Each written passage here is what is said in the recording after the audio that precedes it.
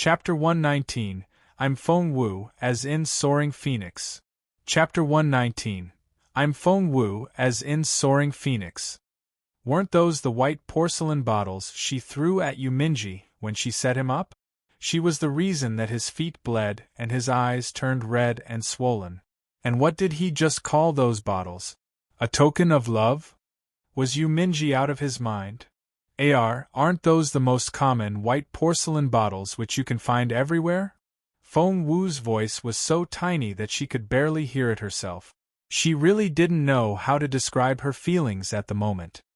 She was aware of Yuminji's goofiness, but she never realized that he could be this silly. Yuminji threw a dirty look at Feng Wu, then announced proudly, "How can you call them common? Are you blind? These are definitely a token of love. They say that good things always come in pairs. That's why she gave me two."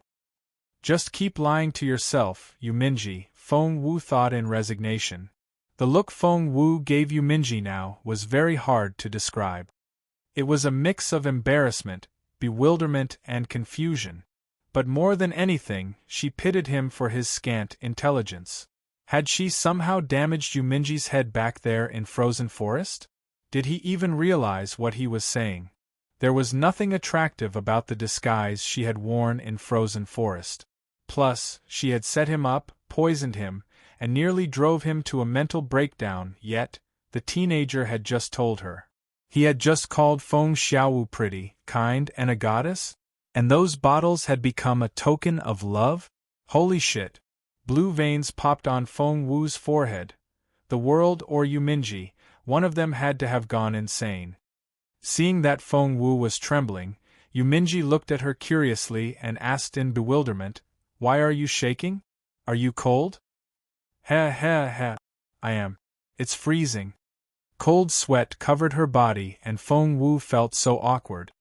With no idea that the irresistibly pretty girl in front of him was the ugly girl he was looking for, Yuminji went on talking.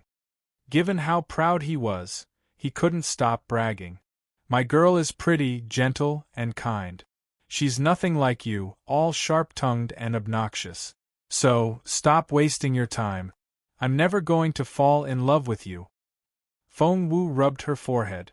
She might have actually been fooled by Yuminji, had it not been for the fact that she was the girl in question. If Yuminji found out the truth about Feng Xiaowu later, would he kill her when he remembered what he said today? Somehow, she was seriously considering the possibility of being killed. Feng Wu looked up at the sky in silence. "So, can I go now?" Feng Wu asked.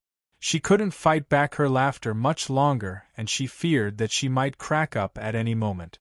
It was impossible to stop herself from giggling over what Yuminji had been saying about her. Glaring at Feng Wu, Yuminji was going to let her leave, but after some thought, he still asked, "Hey, sharp-tongued girl, what's your name? Why do you want that now?" Feng Wu asked impatiently. "Are you going to get back at me later? I just want to know the name of the girl with a bigger ego than me." Yuminji rolled his eyes. Since she wasn't wearing a disguise, Feng Wu found it unnecessary to hold back that piece of information. Plus, she couldn't bring herself to lie to the poor boy anymore. She answered without hesitation, "I'm Feng Wu, as in Soaring Phoenix." Chapter 120, Just Leave Me Alone. Chapter 120, Just Leave Me Alone. Yuminji's eyes widened. Feng Wu? As in that useless Feng Wu of the Feng family in northern border city? The corner of Feng Wu's mouth twitched a little, but she still nodded. As in the useless Feng Wu, the former fiancé of Jun Linyuan. Feng Wu clenched her fists and nodded again. As in the fifth daughter of the Feng family, who was replaced by Zhua Qingluan. Blue veins popped on Feng Wu's forehead. "Ha! So you're Feng Wu, the famous good-for-nothing." Feng Wu took a deep breath. Why had she even bothered to sympathize with Yuminji at all? She must have lost her mind. Turning away from Yuminji, Feng Wu stormed off. "Hey, wait!" Yuminji followed her in a hurry. Feng Wu went on walking angrily. Yuminji walked by her side and would cast a glance at her every now and then. It seemed that the pretty girl was really. Hey, Yuminji poked Feng Wu in the arm. Feng Wu ignored him. Are you angry? Like really angry? Yuminji asked tentatively. Feng Wu kept on walking without any intention of slowing down. Of course she couldn't stop. The consequences would be unimaginable if Feng soon caught her. Walking side by side with Feng Wu and seeing the stern look on her face, Yuminji mumbled, "Hey, you're so narrow-minded. No wonder Jun Linyuan broke off the engagement. My goddess is really magnanimous. She'd never behave the way you're behaving now." Feng Wu smirked. Your goddess? What's your goddess called? That successfully silenced Yuminji. He said, she's, He was going to call her ugly girl, but after all the nice things he had said about her, ugly girl didn't feel like the right nickname. Hence, he replied, her surname is Feng and she's the 5th child in her family. So, she goes by the name Miss Five. Unlike you, she'd never give her maiden name to some random guy she meets on the street. Feng Wu took a deep breath and fought back her vexation. However, maybe that deep breath had triggered something, for Feng Wu felt the sensation of flatulence in her lower abdomen. Damn it! She was going to release gas again. Involuntarily, she looked up at Yuminji. Yuminji was bewildered. What did I do now? Biting her lower lip, Feng Wu looked conflicted. Was it possible that Yuminji wouldn't recognize the smell of immortal spiritual fruit if she released the gas here? She shook her head inwardly. That was very unlikely. So, what should she do now? Why are you holding your belly? Do you have a stomachache? Yuminji looked at Feng Wu in confusion. Feng Wu didn't know what to tell him. Why are you still following me? Go find your goddess. Feng Wu glowered at him. I'm going home now. Get lost. That came out of nowhere and Yuminji was offended. He snorted. Do you think I want to follow you around? If you didn't happen to have a similar aura and body shape as my goddess, I wouldn't look at you even if you begged me to. After that, Yuminji turned and stormed off in the opposite direction. Feng Wu's eyes widened. That was easier than she had thought, and after she had racked her brain for a way to send him away.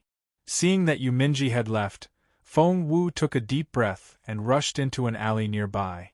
Just when she was finally going to let loose, she looked up and saw Yuminji right in front of her. That was close. Chapter 121. Why was everyone in her way? Chapter 121. Why was everyone in her way? Feng Wu's eyes popped out. Gritting her teeth and clenching her fists, she bellowed, I thought you left. Why are you still here? She was that close to exposing herself. Yuminji's chiseled face was very grim as he stared at Feng Wu with a chilly look in his eyes and smirked. I'm not taking orders from you. Who are you to tell me what to do? Feng Wu was speechless.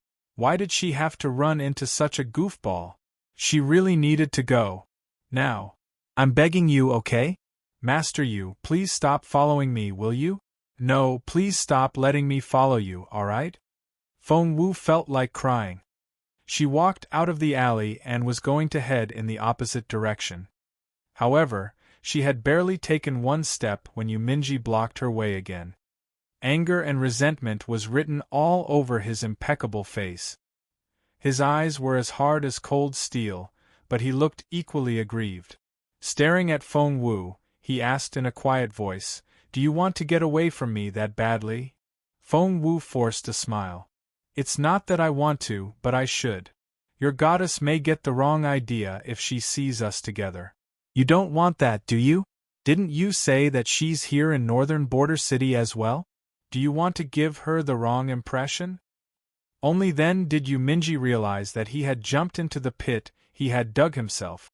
For some unknown reason, he just wanted to stay with Feng Wu, even if it was just to walk with her. However, he couldn't stop thinking about that ugly girl at the same time. It was so confusing. Feng Wu's face had turned blue and her eyes were bloodshot red from her desperate effort to control her bowels. She said hastily, "You know what? I think I saw young Lord Feng and his people chasing someone on my way here. They kept mentioning this Feng Xiaowu and ugly girl, and I think I heard frozen forest and immortal spiritual fruit too. Do you think they're after your goddess?" "What? They found Feng Xiaowu? Where?" That successfully distracted Yu Minji. Feng Wu gave him the wrong direction. "Follow this street all the way down and you'll see young Lord Feng." Yu Minji disappeared into the distance as soon as Feng Wu finished her sentence. Finally, Feng Wu let out a breath of relief. Now was the time. But it definitely wasn't her lucky day today. Yu Minji had only just gone off when a taunting voice spoke behind her. "Feng Wu, you piece of shit. Instead of staying at home, you're out here flirting with other men. Shame on you." It was Feng Lu, Feng Wu's cousin. Next to her stood Fairy Muyao. They saw Feng Wu talking to a pretty teenager just then, but because Yu Minji had his back to them, they hadn't made out his face. But what they saw was enough to frame Feng Wu. Feng Wu was going to fart when she turned around and saw the duo. Her face darkened. She didn't have time for these two, so she turned to leave right away.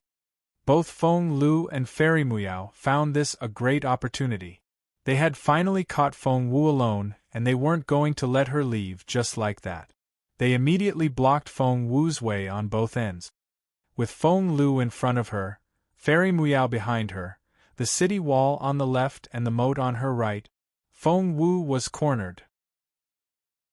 Chapter 122 Falling. Chapter 122 Falling. Crossing her arms, Feng Lu looked down her nose at Feng Wu, her attitude extremely arrogant. Fairy Muyao was also sneering at Feng Wu. She seethed with anger as she scanned Feng Wu's charming posture and slim figure and recalled all the praises Feng Sun had sung of Feng Wu. Feng Wu narrowed her eyes. "What do you think you're doing?" Feng Lu smirked. "We saw everything. Don't you feel ashamed of yourself? A woman of such loose morals doesn't deserve a face like that." That reminded Fairy Muyao. Young Lord Feng wouldn't stop talking about how beautiful Feng Wu was, so much so that the Crown Prince had begun to notice her.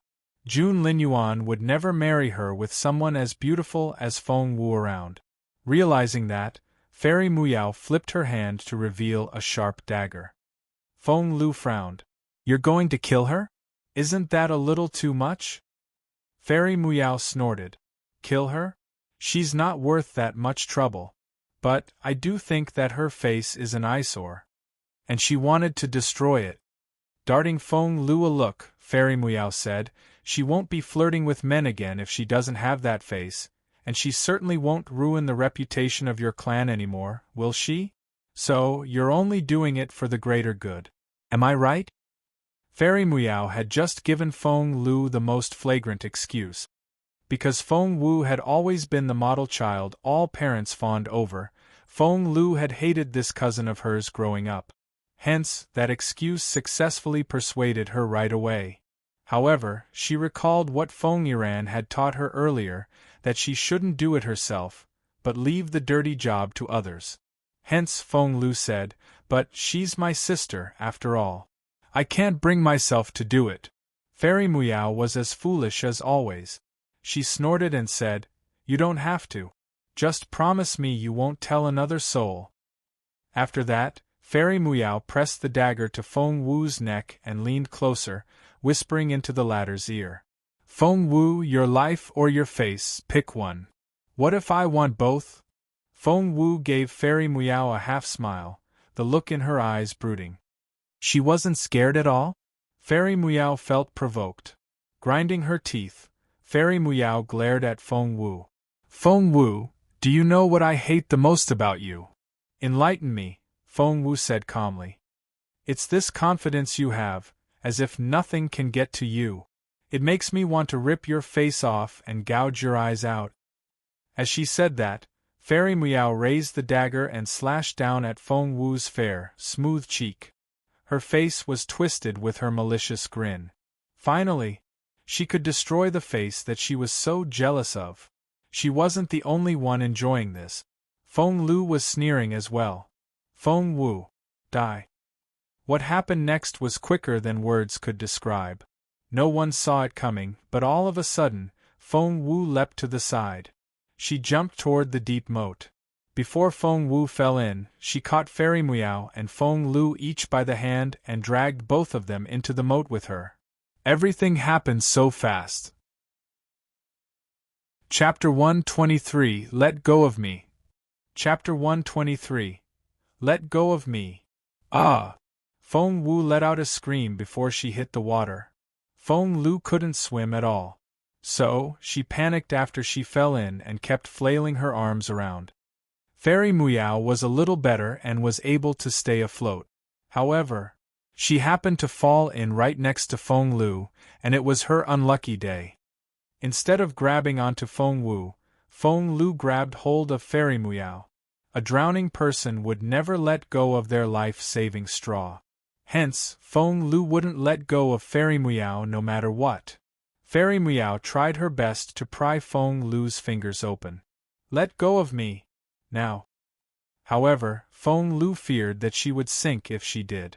Instead of loosening her grip, she held on even tighter to Fairy Muao and wrapped herself tightly around Fairy Muao like an octopus.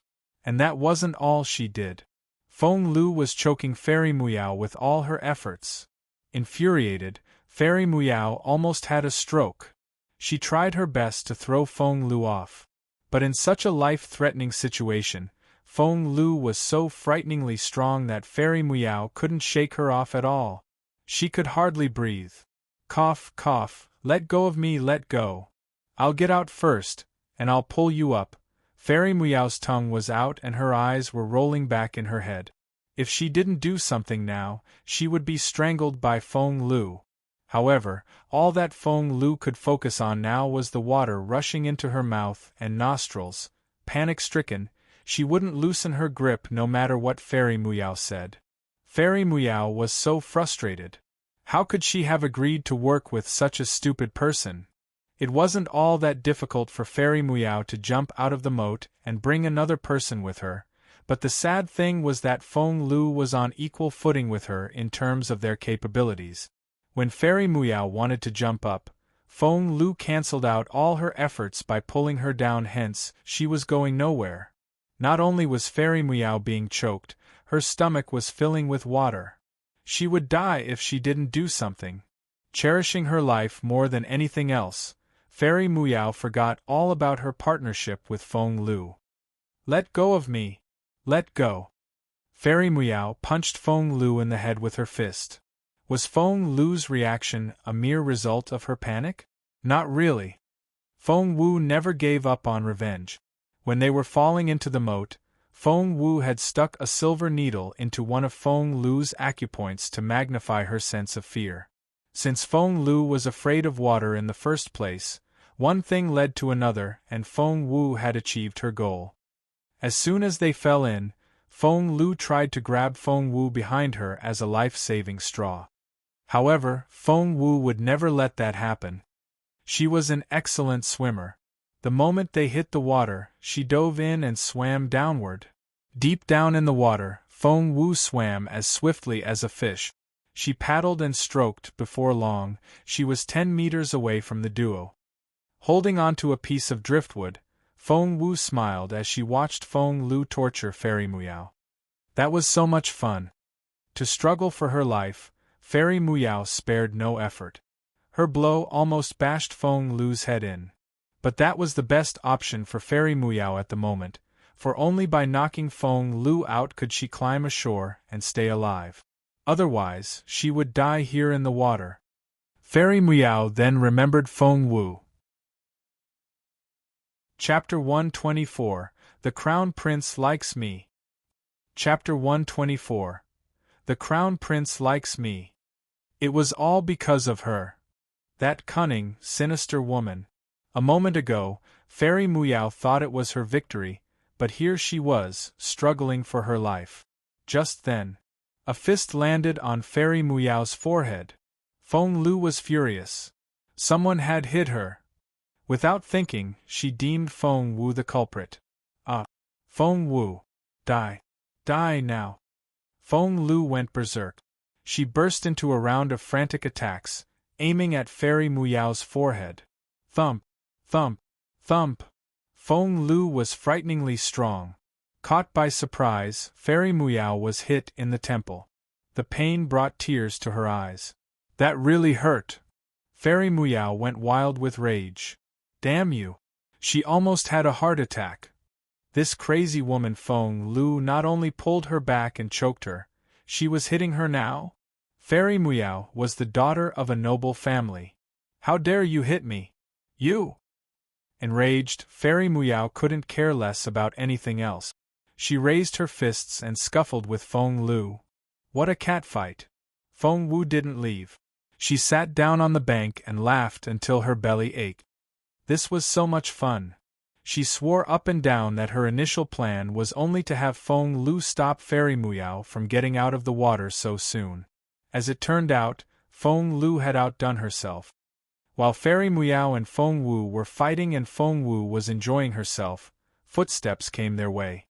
Feng Wu finally passed gas when she had been underwater just then. The water had probably stopped the smell from coming out. Hence, Feng Wu figured that she should probably stay in the moat until she stopped farting. Thus, breathing through a reed in her mouth, Feng Wu sank back in, until her head was completely emerged. The road next to the moat had always been a busy one.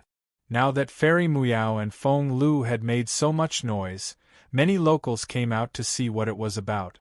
Before long, a crowd had gathered around the spot. It was their first time seeing two young ladies fight in the water. Everyone cried out in surprise and found it a most remarkable scene. It has to be a very big grudge.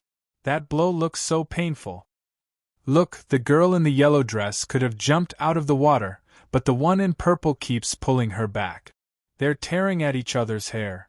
Holy crap, I thought those pretty noble young ladies were all graceful and elegant. I see they don't fight any differently from shrews. That's worse than a peevish shrew. Gosh, this is so eye-opening. Even the fierce folk of northern border city couldn't help but be amazed. Right now, Fairy Muyao and Feng Lu were getting even with each other for hatred new and old. Of course Feng Lu knew about Fairy Muyao's fondness for Jun Linyuan. Of course Fairy Muyao noticed that Feng Lu wanted to throw herself at the Crown Prince. It was just that Feng Wu had attracted most of their hatred this whole time, and they had considered her their common enemy. Now that Feng Wu was gone, they turned on each other right away. Feng Lu, don't tell me that you don't like the Crown Prince. Grabbing Feng Lu's hair, Fairy Muyao tried to throw her onto the bank. Feng Lu punched Fairy Muyao in the eye with her fist. His Royal Highness likes me. Stop flattering yourself. Fairy Muyao almost choked on her own spit. Chapter 125, What a Sister You've Got There. Chapter 125. What a sister you've got there. The Crown Prince likes you? Are you nuts? Who the hell do you think you are? Fairy Muyao was so angry that she broke out laughing. Would a godlike figure like the Crown Prince like Feng Lu? How smug could she be? Fairy Muyao's condescending tone enraged Feng Lu again. Of course the Crown Prince liked her. Why else had he chosen to visit the Feng Manor of all places? Go to hell. Feng Lu began to throw punches at Fairy Muyao again. Instantly, water splashed everywhere, making quite a scene. Footsteps came their way, and soon, several people showed up on the bank. Apart from Feng Sun and his two companions, Yuminji was also here. Because of the fierce catfight between Feng Lu and Fairy Muyao, no one noticed Feng Wu, who was still hiding under the water. Shit! What's going on here? A water fight? Staring at the two girls, who were frantically tearing out each other's hair in the moat, Feng Sun's eyes popped out. He looked very excited. I had no idea that girls could fight like that. This is insane. Feng Yuran, what a sister you've got there. Feng Yuran almost rolled his eyes at Feng Sun. Of course Feng Sun could watch happily as an onlooker, for what was happening didn't concern him at all. However, as Feng Lu's own brother, Feng Yiran couldn't just stand there and watch. Pressing his toes down on the ground, Feng Yiran spread out his arms and jumped off the bank like a big eagle. With a sweep of his hands, both girls were scooped out of the water and thrown onto solid ground. He had expected his intervention to stop the fight, but the two girls only rolled around on the ground and kept on exchanging blows. And they were screaming as they fought. "His Royal Highness likes me. He's mine. In your dreams. No, in your dreams. I'm gonna kill you. I'm gonna kill you." Everyone was astonished. What were they looking at here? Mouth slightly open, Feng Sun gave Jun Linyuan, who was as undisturbed and indecipherable as ever, a strange look. "Boss Jun, those two are fighting over you there. Aren't you going to say something?" If one asked Feng Sun, their boss Jun was the source of all disasters. Girls simply went crazy when that guy was around. Jun Linyuan only darted him a bone-chilling glance and uttered 6 words. "Do you have a death wish?" Cough, cough. That was the end of Feng Sun's teasing. Feng Yiran's cheeks twitched as he watched Feng Lu roll around on the ground, covered in mud. He couldn't take it anymore. For not only were the local folk standing around, pointing at the two girls, the nonchalant, enigmatic Jun Linyuan was also watching. "Stop. Right now." Face dark, Feng Yiran reached out and picked Feng Lu up as easily as an eagle handling a chicken. Feng Lu had lost her head in her fury. She yelled as she struggled. "Brother, let go of me! She called me cheap and she's trying to take the crown prince away from me. I'm going to kill her." Feng Yiran really felt like throwing this idiot back into the moat. Slap. The hard slap to Feng Lu's face disoriented her and she saw stars. Before she could break into tears, Feng Yiran turned her around to face Jun Linyuan. "I dare you to say another word." Then, Feng Lu saw the lofty teenager that seemed to come with his own halo. "Why, Your Royal Highness!" Feng Lu looked down and saw her ragged clothes, which were filthy beyond repair from her rolling around in the mud with Fairy Muyao. She then recalled what a shrew she had been. Chapter 126. Because you two are uglier than her? Chapter 126. Because you two are uglier than her. Feng Lu's head went blank and her heart nearly stopped. Holy shit! And she wasn't the only one lamenting, so was Fairy Muyao next to her. She looked as sorry a sight as Feng Lu. She had acted like a shrew as much as Feng Lu had. Feng Lu. Oh God. Burying her face in her hands, Fairy Muyao wished that she could pass out right now. She had done all those things in front of the crown prince. She felt like killing herself right now. Let her die. Why couldn't she pass out now? She didn't want to talk to anyone. Just as she was about to pretend to faint, Jun Linyuan shifted his dangerous, grim gaze to Feng Lu and Fairy Muyao and asked in a nonchalant voice, "What happened? What happened?" Fairy Muyao's frozen brain finally began to work again. Right, it was Feng Wu. Both she and Feng Lu were wounded, not to mention that they had greatly embarrassed themselves in front of Jun Linyuan, but Feng Wu didn't have a scratch. Fairy Muyao couldn't allow that to happen. Fairy Muyao calmed down immediately. Brushing away a lock of hair sticking to her forehead, she wept. Feng Wu did it. It was all her fault. She tried to kill us. That astonished everyone. Why was Feng Wu involved? Moreover, she had just accused Feng Wu of trying to kill her. Feng Wu, killing the daughter of a noble family?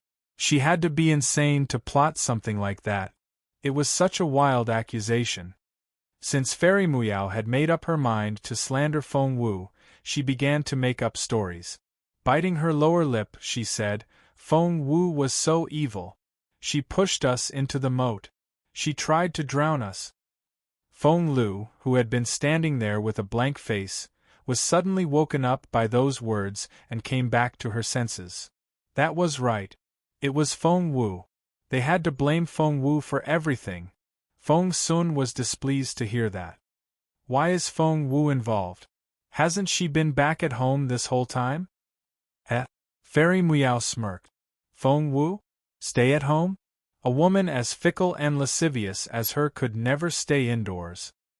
Feng Sun was even more disgruntled now, and he cast a stern look at Fairy Miao. Watch your mouth, young lady. You're only ruining your own reputation talking like that. I know you don't like Feng Wu, but that was over the line. She has friends. He made it clear that he was backing Feng Wu up. Tears welled up in Fairy Miao's pretty eyes as she bit her lower lip, looking aggrieved. Young lord, all you ever do is stand up for Feng Wu. But what about me? Feng Wu pushed me and Feng Lu into the moat. We nearly drowned. That's right. Despite her hatred for Fairy Miao, Feng Lu couldn't act out now, for she had to be Fairy Miao's ally for the time being. Clenching her fists, she wailed, "Why are you on Feng Wu's side when she tried to kill us?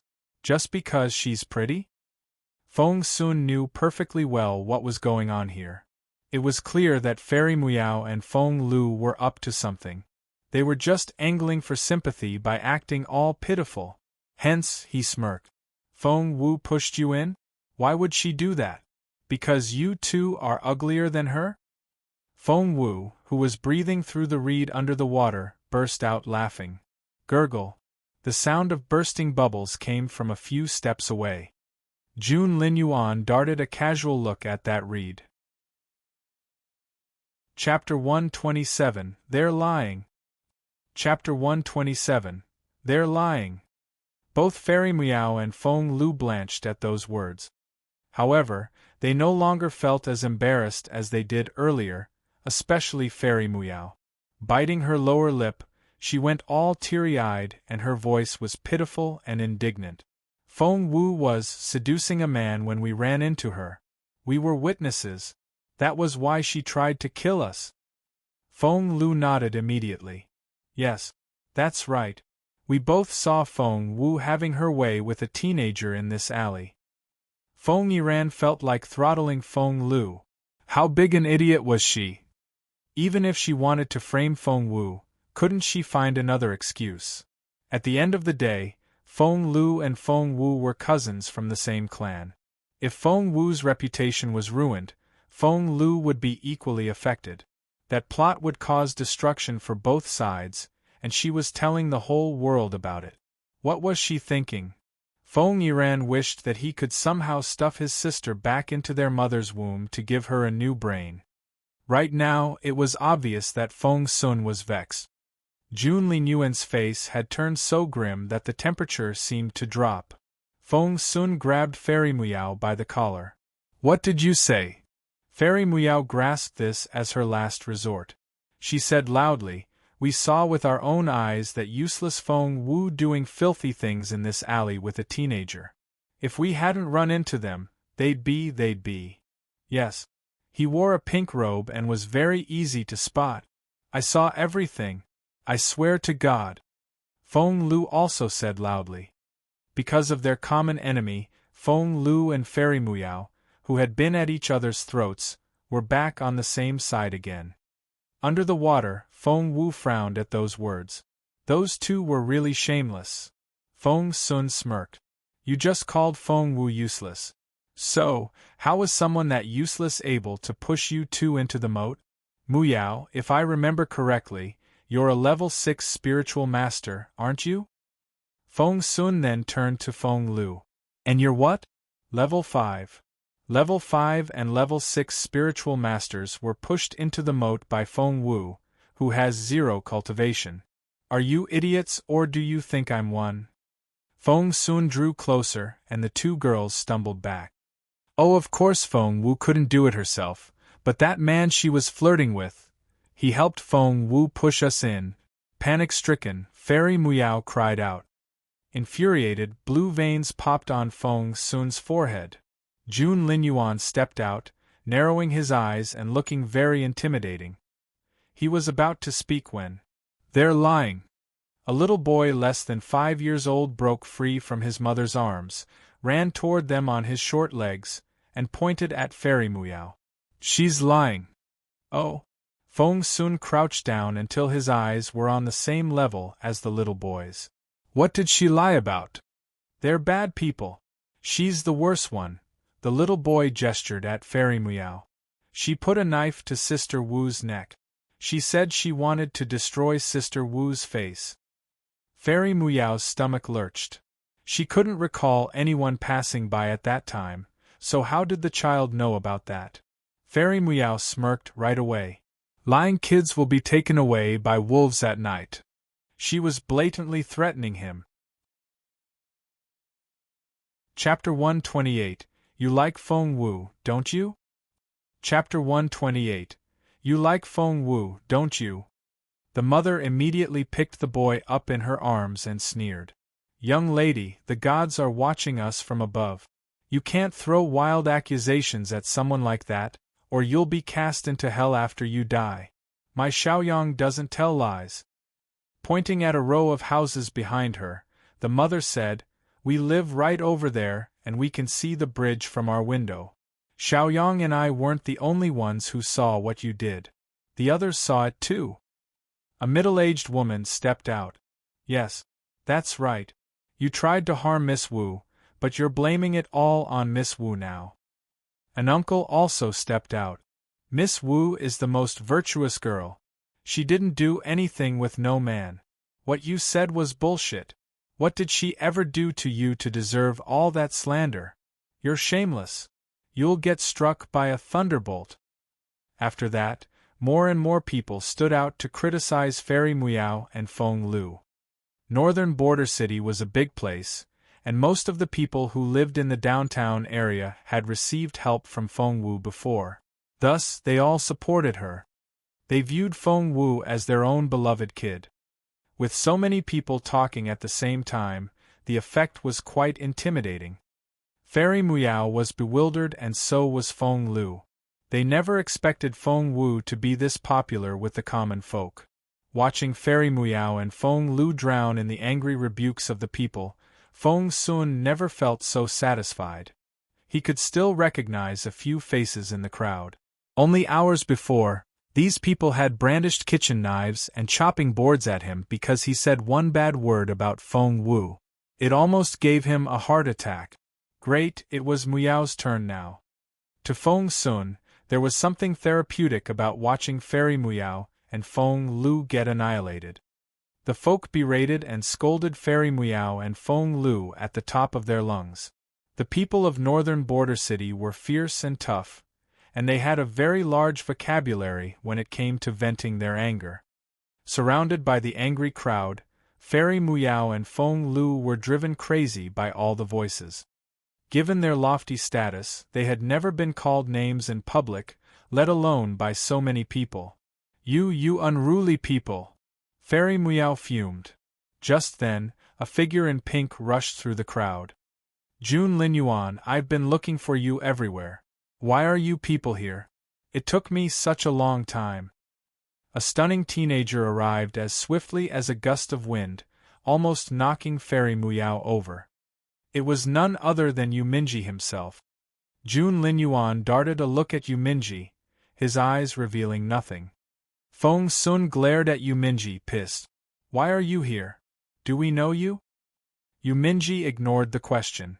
He stared at Feng Sun and asked, I heard that you were looking for that ugly girl? Have you found her? Where is she? Where? Fairy Meow and Feng Lu recognized Yuminji's pink robe at that moment and their faces lit up. Jumping at Yuminji from either side, they cried out in unison. It was him. Him. He was the one doing devious things with Feng Wu in the alley. Immediately, all eyes were on Yuminji. Why are you all looking at me like that? Yuminji was utterly confused. Fairy Meow smirked. It was you. What did I do? Yuminji looked bewildered. Chapter 129 Me? Do away with you? Chapter 129 Me? Do away with you. You like Feng Wu, don't you? Fairy Meow stared at Yuminji. Although Fairy Meow only saw them from behind, she was sure that Yuminji had been standing very close to Feng Wu. She couldn't speak for Feng Wu, but Yuminji couldn't keep his eyes off Feng Wu. He had to have a crush on her. Yuminji's rationale, on the other hand, went as followed. Feng Wu was so pretty and he had always loved good-looking people, so what was wrong with liking Feng Wu? However, at that moment, a figure showed up behind Fairy Muyao. It was none other than Feng Wu, who could no longer stay in the river, and had just climbed out and changed into some dry clothes. Immediately, Yuminji straightened his back and glared at Fairy Muyao. That's bullshit. Me? Like Feng Wu? Heh, are you blind or stupid? You must have lost your mind to say that. Fairy Muyao fell silent. She had never expected Yuminji to deny it. Shouldn't he admit it right away in order to win Feng Wu's heart? Feng Sun would then turn on Yuminji and the two guys would start fighting. She could then stand by and watch. She had had everything planned out, but Yuminji somehow stopped right before he walked into the trap. Fairy Muyao almost had a stroke. Yuminji stared at Fairy Muyao as if he was looking at an idiot. Do you know how much damage you'll cause if the girl I like heard what you said? Do you? Are you trying to ruin my life or what? Those words were actually meant for Feng Wu. Fairy Muyao cursed inwardly. Yuminji was running around Feng Wu like a puppy. That two-faced boy. Who's the girl you like then? Fairy Muyao snorted. Why should I tell you? Who are you to meddle in my business? Looking Fairy Muyao up and down, Yuminji suddenly came up with an outrageous comment. Gosh, don't tell me you like me? Hey, I'm warning you. First of all, you're not pretty enough. Secondly, you're too evil. Moreover, you look so untalented. Anyway, stay away from me. Fairy Muyao dropped her head again. She could sense the sneers the others were giving her now. She was so frustrated. Why did she feel like she couldn't talk to Yuminji like a normal person? Moreover, they were so off-topic now. They were supposed to be talking about him and Feng Wu. All of a sudden, Feng Sun said something fantastic. Yuminji, Muyao told us that you joined hands with Feng Wu to throw her and Feng Lu into the moat to try and silence them. Did you do it? Yuminji stared at Feng Sun in disbelief. Are you nuts? Before Feng Sun could say another word, Yuminji pointed a finger at Fairy Muyao. Why do I need help to kill her? I can do it 100 times over with one finger. If you don't believe me, I can do it right now. A chill ran down Fairy Muyao's spine at those words. She went stiff and broke into a cold sweat. She had been wrong. She had been so wrong. She only saw how indifferent Jun Linyuan was toward Yuminji. However, she forgot that Yuminji could easily finish her off with one finger, or even a single strand of hair. Yuminji felt humiliated. He glared at Fairy Muyao until his eyes bulged. Me? Do away with them? What gave you the idea that I need to do something like that myself? Chapter 130 Jun Linyuan was so frightening. Chapter 130 Jun Linyuan was so frightening. A team of elders followed him everywhere, okay? The elders complained all the time about having nothing to do, okay? And they were suggesting that he, Yuminji, needed to do such a petty thing himself. When he lost his temper, Yuminji could look very intimidating. He pressed on toward Fairy Muyao, who stumbled back in fear. She had never felt as regretful as she did now. How could she have forgotten that Yuminji was the sacred son of the Dark Court and heir to the Dark Dynasty? The Dark Dynasty that killed people like flies. At that thought, Fairy Muyao turned to run away. However, she jumped as soon as she saw the person standing behind her. You. Fairy Muyao pointed at Feng Wu. How long have you been standing there? A smile emerged on Feng Wu's stunning face. I got here when you were slandering me about flirting with some guy. Why, are you done? Looking into Feng Wu's eyes, Fairy Muyao felt her stomach churn and the hair stand up on her back. Involuntarily, she stumbled back. Feng Wu took another step forward and Fairy Muyao stepped back again. Realizing that Yuminji was right behind her, Fairy Muyao felt cornered. Hence, she could only stare back at Feng Wu and said, "Why, you tried to kill me. How dare you stand before me now? I'm a princess. The princess of Mu Prince Residence. How dare you try to harm me?" Teehee, Feng Wu chuckled. "With everything that has happened, you still won't admit your mistake. Muyao, you must be the most shameless person I've ever met. You tried to harm me. You did. You dragged me into the moat, and that's the truth." Fairy Muyao would never tell the truth. How could she? Her only way out was to keep denying it. She couldn't bring up Yuminji and Feng Wu's alleged relationship now, for she was afraid of enraging Yuminji. Instead, she made Feng Wu her sole target. "Yes, you tried to harm us." Feng Lu came to Fairy Muyao's aid. Feng Wu was their common enemy.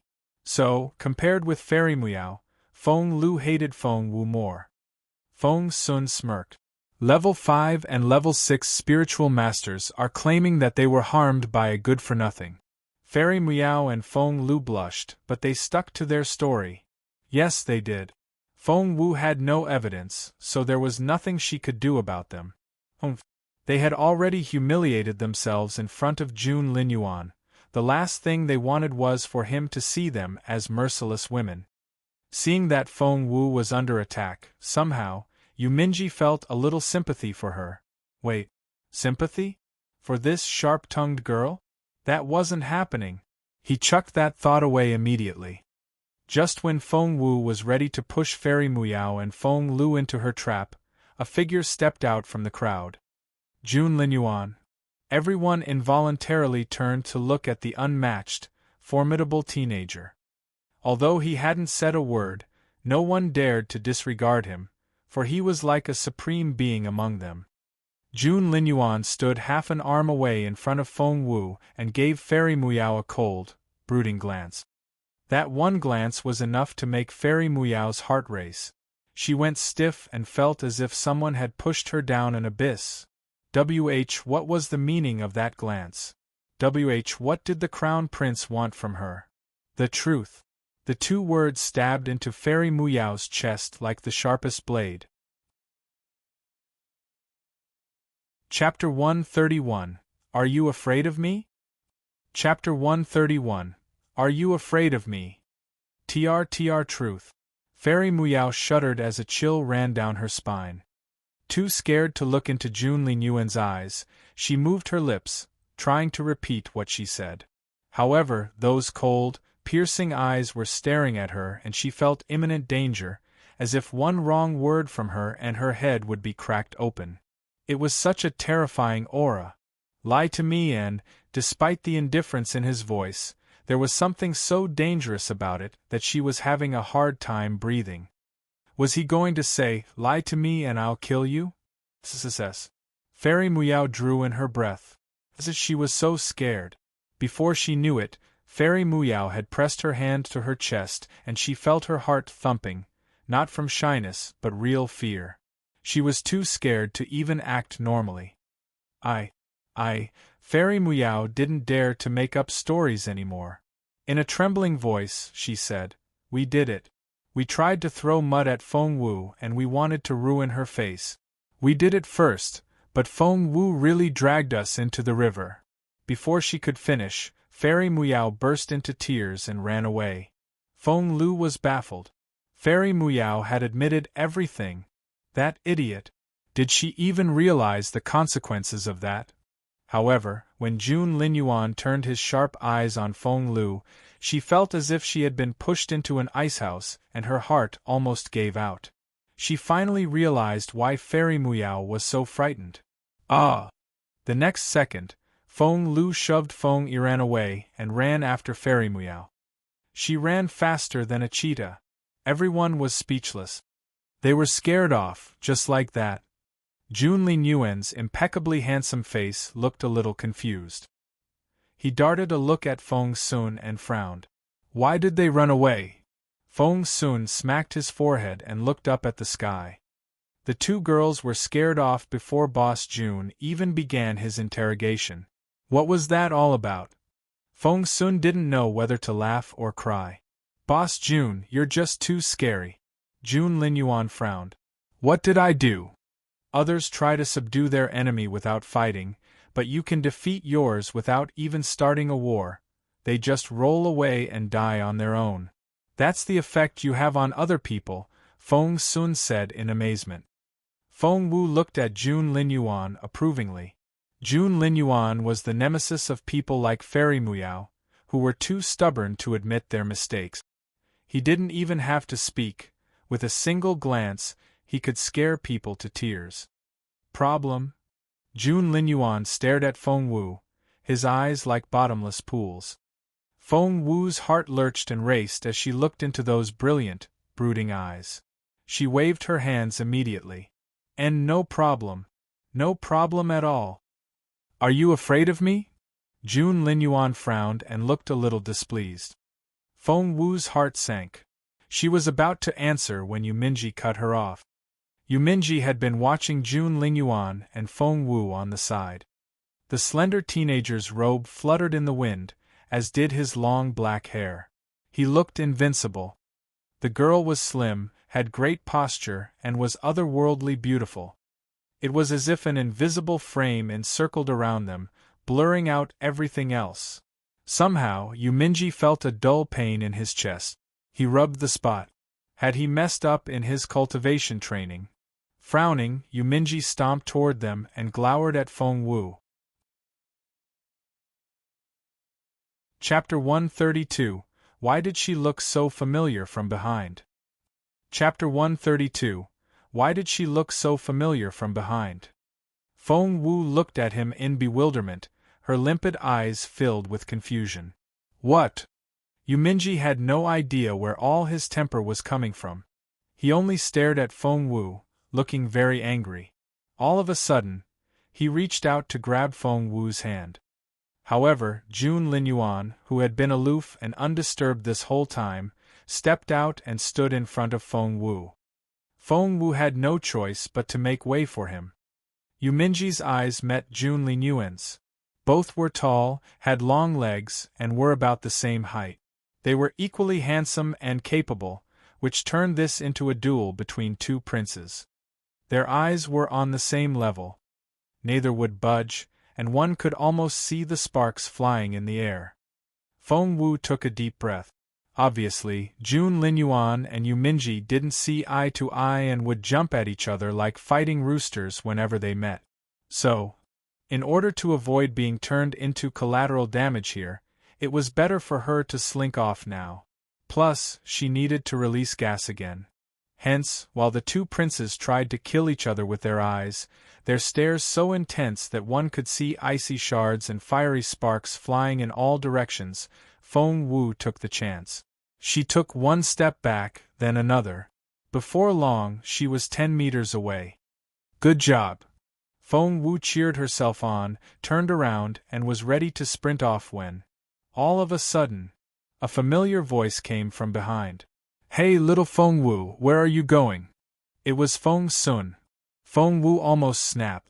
She had to take a very deep breath to keep her temper at bay. What had she ever done to Feng Sun? Why did the guy have to ruin her day all the time? Feng Sun was still urging her. Little Feng Wu, get over here. Boss June is right here. Why are you running that way? You dumb girl. Feng Wu breathed in. Deep breaths were the only thing that could calm her down now, otherwise she was sure that she would pounce at Feng Sun and punch him in the face. Wait, little Feng Wu, you look so familiar from behind. Why do I feel like I've seen it before? Staring at Feng Wu's slim back, something clicked in his head. Those words gave Feng Wu the shivers. Shit. No. This wasn't happening.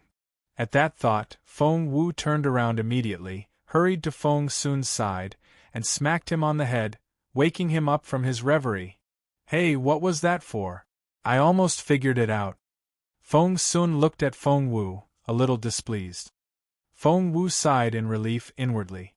She then glowered at Feng Sun and said grumpily, You called me back, didn't you? I was going to get you people some water, seeing that you all look tired. But you had to get me back here, so forget about it. Feng Wu found a random excuse, and Feng Sun didn't suspect a thing. Right now, Yuminji and Jun Linyuan were still engaged in their staring contest. To be more precise, Yuminji was the one staring. Jun Linyuan, on the other hand, had already raised his head to savor the clouds in the sky. Feng Sun patted Yuminji on the shoulder. "Stop doing that. We have no time to waste now. Our priority now is to catch that ugly girl." "Catch the ugly girl? You really found her?" That successfully distracted Yuminji. "Of course we did. Look," taking out that drawing from his chest pocket, Feng Sun tossed it to Yuminji. "See for yourself." Yuminji opened the scroll eagerly, and immediately saw the person in the drawing. Her features couldn't be any more ordinary, but... Chapter 133 You're Competing with Me. Chapter 133 You're Competing with Me. That pair of eyes were so tranquil and splendid that they seemed to suck out one's soul. How could there be such beautiful eyes in this world? The very thought made Yuminji dart a look at Feng Wu. As a result, he was almost swept off his feet by her enchanting beauty. Luckily, he was committed enough to his goddess. However, when he looked into Feng Wu's bright black eyes that reminded him of a starry night, Yuminji's heart skipped a beat. Damn it! Why did he find Feng Wu's eyes so beautiful as well? Was he really a capricious, fickle, and unfaithful man as he was said to be? Yuminji was baffled for a moment and began to doubt himself. Seeing how Yuminji was suddenly dazed, Feng Wu had no idea what had happened. She then thought about making fun of him. Leaning closer, she chuckled and said, "So, is that a portrait of the goddess you couldn't stop talking about? Let me have a look." Yuminji came back to himself immediately. He wanted to hide the scroll, but was too late. Feng Wu saw it. "Wait, where is that super gorgeous goddess of yours? Where is she? Why can't I see her anywhere?" Seeing Yuminji's dark face, Feng Wu laughed so hard that her belly ached. What a face Yuminji had there! "What? Goddess? That ugly girl?" Feng Sun said to Feng Wu grumpily.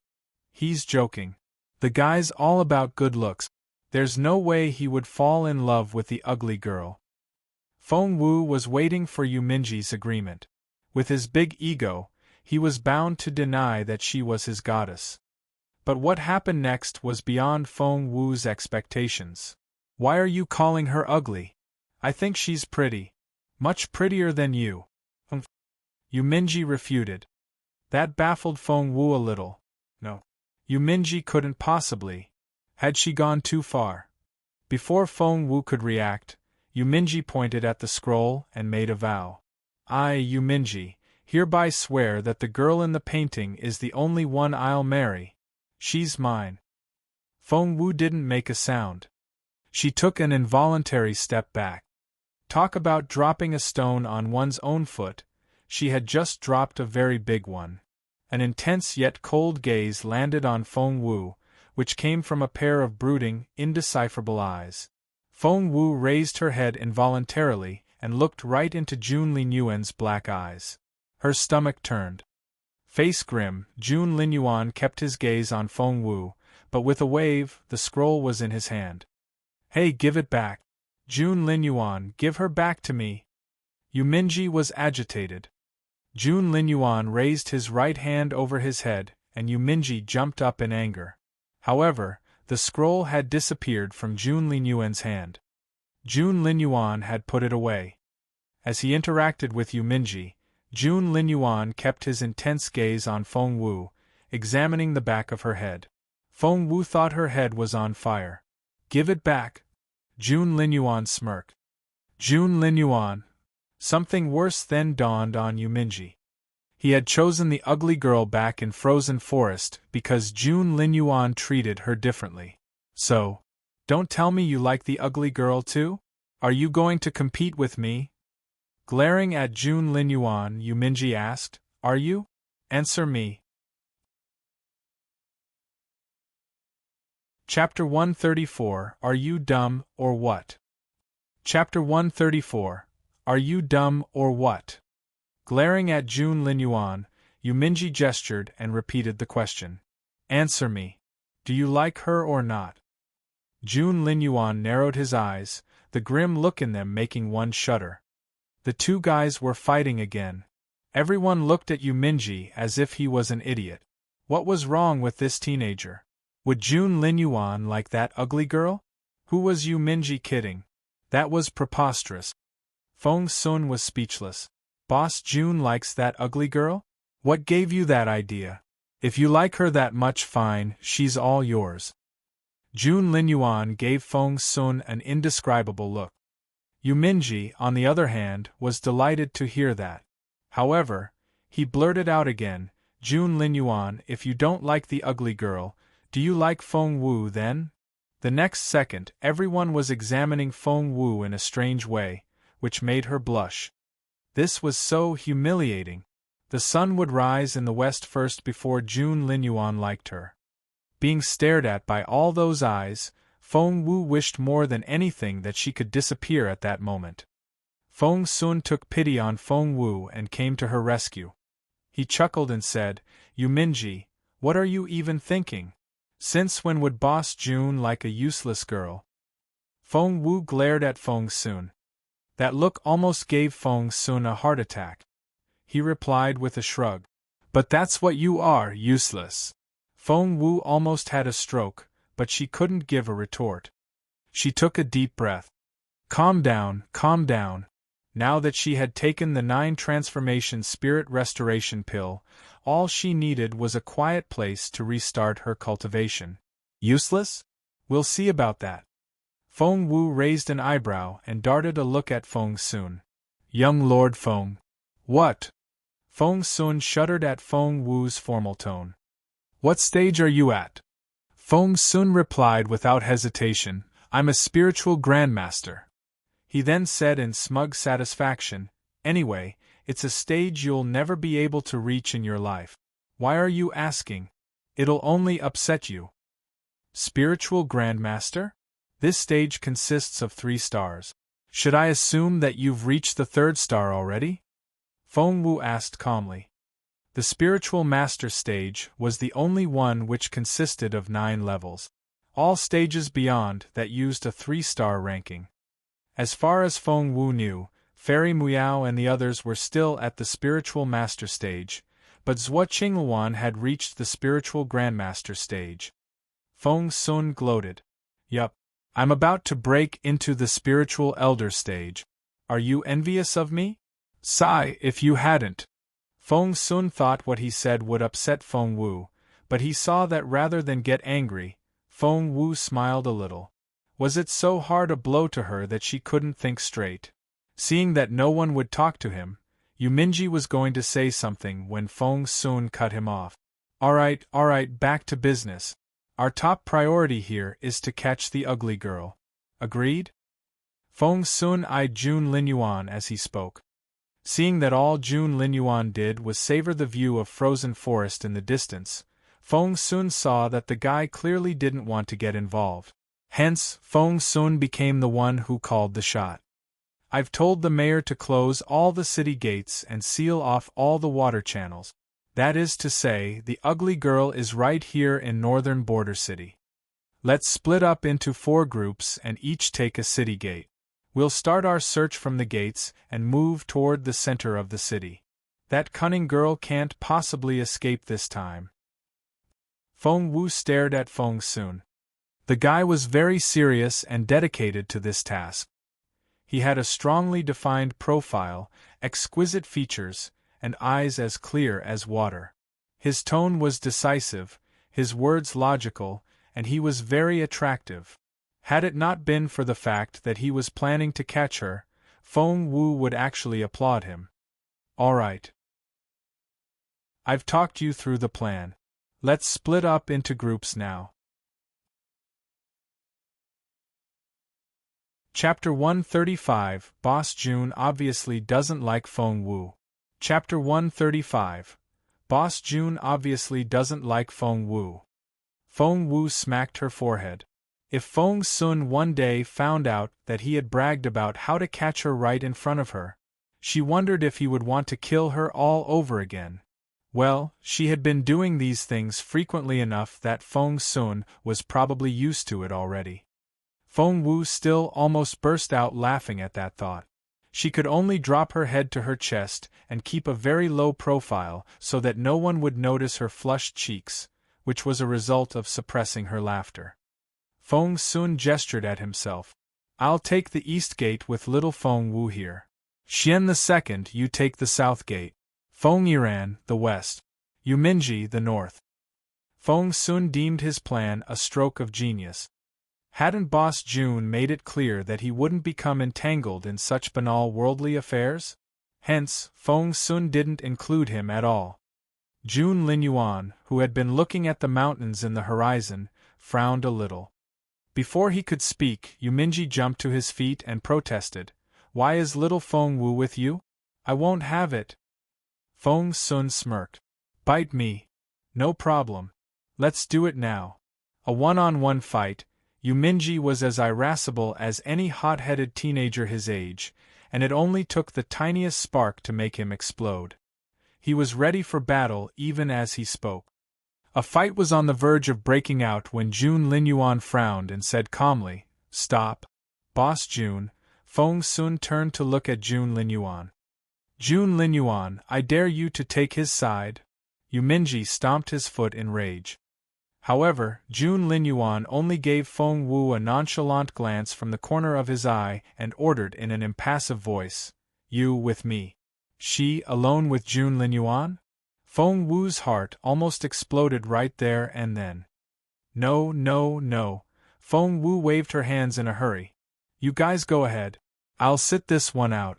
The ugly girl has never done anything to me. Why should I go after her? Hey, all she wanted now was to find a quiet place to cultivate. Feng Wu was still waving her hands when Jun Linyuan caught her wrist with his long, thin fingers. That promptly solved the problem. They were off. Behind them, everyone was dumbfounded. Wasn't Boss Jun supposed to be a neat freak who never touched anyone with his hands? He had just touched Feng Wu. Although there was a layer of clothing between them, it still felt so weird. Xian Yi looked puzzled. Feng Sun, on the other hand, looked very guilty. Sigh. Boss Jun obviously doesn't like Feng Wu, but he took her away just to help me. I owe Boss Jun so much. Xian Yi darted a dubious look at Feng Sun. Are you sure that's what's happening here? Isn't it? Feng Sun looked at Xian Yi bemused. Are you suggesting that Boss Jun took Feng Wu with him because he wants to be alone with her? Isn't that possible? Xian Yi didn't think the matter was that simple. Ha ha ha ha. Feng Sun cracked up, as if he had heard the funniest thing. Holding his belly, he doubled over with laughter. Xian Yi, you're so silly. Gosh, I'm laughing my ass off here. Ha ha ha ha. Xian Yi threw a dirty look at him, shook his head, and left for the south gate. An idea struck Feng Yiran all of a sudden. Was it possible that Jun Linyuan really liked Feng Wu? Given Feng Wu's stunning beauty, it wouldn't be too far-fetched to assume that Jun Linyuan had fallen in love with her. But that couldn't be. If that was the case, why did he break off the engagement in the first place back then? Feng Yiran tried his best to remember everything, down to the very last detail. Soon, he recalled the look Jun Linyuan gave Feng Wu.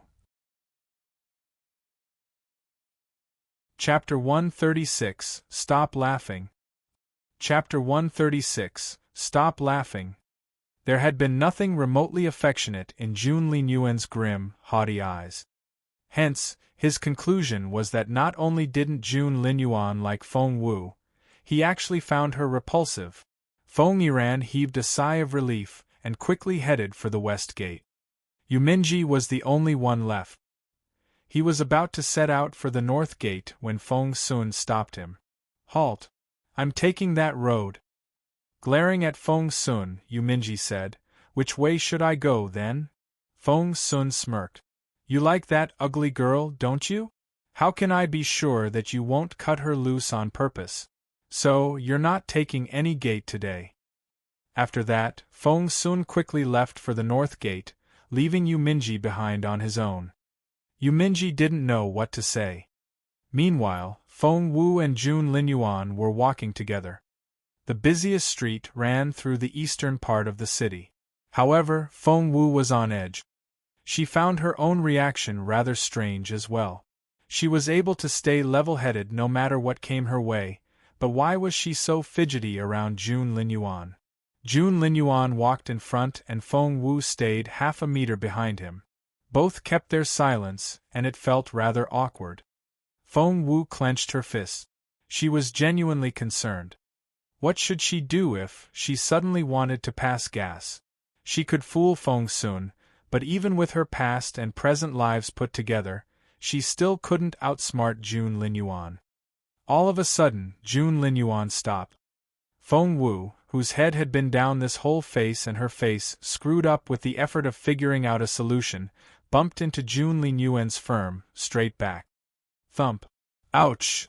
Covering her nose with one hand, Feng Wu glared at Jun Linyuan with a frown as she drew in a breath.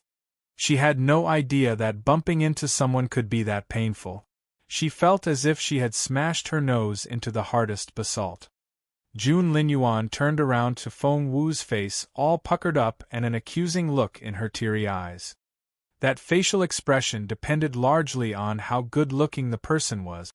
An accusing look from an ordinary person not only wouldn't achieve anything, it would also annoy the accused party.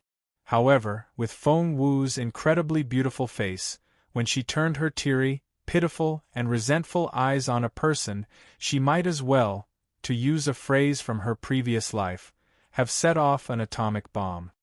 Even someone as haughty and aloof as Jun Linyuan couldn't help but ask hesitantly, "Painful?" Still covering her nose, Feng Wu nodded with teary eyes. Jun Linyuan's frown grew bigger and his lips moved. Useless. Feng Wu's limpid eyes widened immediately and she glared at Jun Linyuan. Pointing at him, she protested, "What kind of person are you? You bumped into me and you're telling me off?" The fuming Feng Wu reminded him of a little quail. Somehow, Jun Linyuan's perpetual poker face cracked and his lips curled up a little. "Stop laughing!" Feng Wu was pissed off. She was so aggrieved. Was he laughing at her now? Jun Linyuan didn't smile for years on end. But right now, he was smiling. He was actually smiling with his eyes. His already handsome face looked unbelievably stunning. Feng Wu was dazed. She didn't know how to react. If it was solely because of his beautiful face, Feng Wu wouldn't be that way. However, what Feng Wu saw on Jun Linyuan's face was a warm, genial smile, which reminded her of a beam of sunlight shining down on a frozen river. The contrast of the two was simply indomitable. Chapter 137. He really didn't pick on you? Chapter 137. He really didn't pick on you. It reminded Feng Wu of a clear blue sky, the dappled shade of trees, and the moment ice cracked on a frozen river. He had the looks, the intelligence, the disposition, the imposing manner, the capabilities, and the unchallenged status. How could girls not throw themselves at Jun Linyuan like this? However, that solemn, detached, and unattainable Jun Linyuan, who never showed any expression on his face, had just smiled? Was her sorry state that funny? Once she came back to her senses, Feng Wu was vexed. She threw a dirty look at Jun Linyuan. However, instead of being offended, Jun Linyuan went on smiling. Feng Wu didn't know what to say. Feng Wu's head soon cooled down. This wasn't a good time to provoke Jun Linyuan. What she now needed to do most was find an opportunity to run away from him. She would be doomed if they reached the center of the city. At that thought, Feng Wu covered her nose and said in a muffled voice, "I'm hurt and I'm going home now. Go find that girl yourself. I'm off. Bye." However, Feng Wu only managed to take 2 steps before someone called her name in the distance. "Why, Feng Wu, here you are. I've been looking everywhere for you." Feng Wu froze on the spot. It was Yu Minji, the teenager that wouldn't leave her alone. Why did he have to be so quick? Feng Wu felt like crying. It seemed that these people would never leave her alone. Feng Wu ignored him and ran in the other direction. However, Yuminji caught her by her braid right away. "Hey, I'm right here. Where do you think you're going?" Feng Wu had no choice but to go back with Yuminji. Xia was so pissed. "What happened to your nose?" Yuminji frowned when he saw Feng Wu's teary eyes and crestfallen expression. Feng Wu replied with a long sigh. She then asked in resignation, "Aren't you supposed to be headed to the North Gate? Why are you here? His Royal Highness and I have this direction covered." Yuminji glared at Feng Wu with his pretty eyes and jabbed a finger in her forehead. "You heartless thing. I'm here because I was worried that Jun Linyuan might take advantage of you. Don't you know what a guy is capable of when he's alone with a girl? How can someone as pretty as you have zero sense of self-protection?" Feng Wu stared at Yuminji, speechless.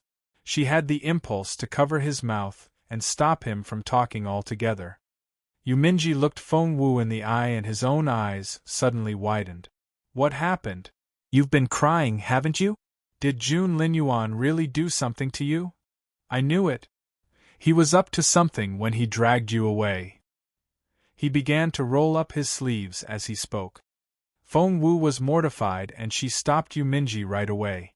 "Stop it. Don't say another word. Someone as proud and aloof as Jun Linyuan taking advantage of her? He didn't even like her." What Yuminji said made it sound as if she actually had a crush on Jun Linyuan. Feng Sun would laugh his ass off if he was here. Yuminji stared at Feng Wu. "He really didn't pick on you." No, no and no. Feng Wu very much wanted to tell Yuminji that actually, he was her victim. "Will you just leave me alone, bro?" Yuminji nodded and patted his chest. "Good, I'm glad to hear that. Don't worry. I'll keep an eye on you from now on and make sure that Jun Linyuan doesn't get a chance." Jun Linyuan gave Yuminji a "you idiot" look. Chapter 138 Finally, Cultivation. Chapter 138 Finally, Cultivation. Feng Wu was so embarrassed. Jun Linyuan had zero interest in her, okay? Yuminji was practically delusional. Yuminji snorted and ignored Jun Linyuan. Pulling Feng Wu to one side, he murmured, "I'm telling you, all men are after good-looking girls. Your face is so beautiful that you're asking for trouble. You have to be on guard all the time and make sure you don't just wander off with strangers." Feng Wu smacked her forehead, speechless. She turned to look at Jun Linyuan involuntarily, only to find his face growing darker and darker. Had that warm smile on his face earlier been a hallucination? Feng Wu was bewildered. As they walked, Feng Wu suddenly realized something. Which was, when did she last fart? 5 minutes ago? But she still didn't feel like releasing gas. 10 minutes passed and still nothing. 20 minutes. They walked all the way from the gate to the mayor's manor at the center of the city, but still nothing happened. Feng Wu was guffawing in her head. Even fate was on her side now. The four groups rendezvoused outside the mayor's manor. Feng Sun ran happily toward them and asked Feng Wu, "Did you find anything on your way here?" Despite her impulse to celebrate joyfully, Feng Wu put on a distressed expression and replied, "No, we didn't. We never smelled that scent you described as smelly and pleasant at the same time." Feng Wu then turned to Yuminji. "Did you smell anything?" Frowning, Yuminji frowned and shook his head as he glared at Feng Sun. "Didn't you say that we would definitely find her this way? Like 100%? You were so confident, but what do we have here?" Feng Wu snickered inwardly and turned her gaze on Feng Sun. Feng Sun's face was all puckered up. He had no idea this was going to happen. Why did she stop releasing gas? Feng Wu waved at the others with a grin.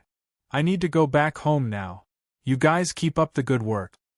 She then gambled off, her thick ponytail swaying on the back of her head. It looked so youthful. Feng Sun didn't stop Feng Wu this time and let her leave. He was thinking back to all the times when the ugly girl tricked him over and over again. It was so outrageous. I'll catch her. I swear it. Feng Sun ground his teeth. Feng Wu ran all the way home, hopping around and humming a tune. Poor brother Feng Sun. If he knew one day that she had escaped right under his nose, would he go berserk? Well, he should be used to it by now, shouldn't he? Feng Wu chuckled at that thought. The immortal spiritual fruit juice had been turned into the 9 transformation spirit restoration pill, which she had eaten already. Feng Wu rubbed her belly. Her dantian, which had stayed quiet for the past 5 years, was slowly heating up. The smile broadened on Feng Wu's face. Finally, she could resume her cultivation. Feng Wu did a run-up toward the wall and grabbed the top with her right hand. Then, with a perfect backward somersault, she landed lightly in the courtyard like a baby swallow. Feng Wu made a fist. She needed to hurry up with her cultivation before Jun Linyuan and the others came back. She could at least break through and turn into a level 1 spiritual master, right? She wondered if she could speed up her cultivation this second time round. Feng Wu pondered a million questions as she walked. She glanced at the courtyard in passing and spotted the clothes hanging there to dry. Chapter 139, I've never liked Jun Linyuan. Chapter 139, I've never liked Jun Linyuan. One look and Feng Wu almost had a heart attack. Those clothes. It was identical to the outfit she had put on in her disguise as the ugly girl. How could she have forgotten about that? For her own convenience, she had made 3 identical outfits in the same style and color so that she didn't have to bother choosing what to wear. Right now, she saw that someone had washed one of them and hung everything up in the backyard in broad daylight. Just like that. If Feng Sun or any of his fellows happened to walk in, they would definitely. Feng Wu was worried sick. Right at that moment, someone smashed the door open and rushed in like a gust of wind. Feng Wu thought her heart was going to explode when the door burst open. Thump, thump, thump. That was the sound of Feng Wu's heart. Had Feng Sun and the others discovered that she was the ugly girl? She recalled what Feng Sun mentioned earlier, about severing the tendons in her arms and legs and draining her blood. She'd wish she was dead. Feng Wu shuddered at the thought. Feng Wu! A shrill, tyrannical voice rang out behind Feng Wu. Feng Wu's heart began to beat normally when she heard the voice. She turned around and stared at Feng Lu coldly. She had to attract all of Feng Lu's attention so that the latter wouldn't notice that dress. However, before Feng Wu could say another word, Feng Lu glared at her and exclaimed, "Feng Wu, I'm warning you. The crown prince is mine and he likes me. Stay away from him, or you'll be in trouble." Jun Linyuan liked Feng Lu? Feng Wu felt like cracking up. If that was the case, Jun Linyuan wouldn't be Jun Linyuan anymore. Are you sneering? Feng Lu's eyes spat fire. I'm not.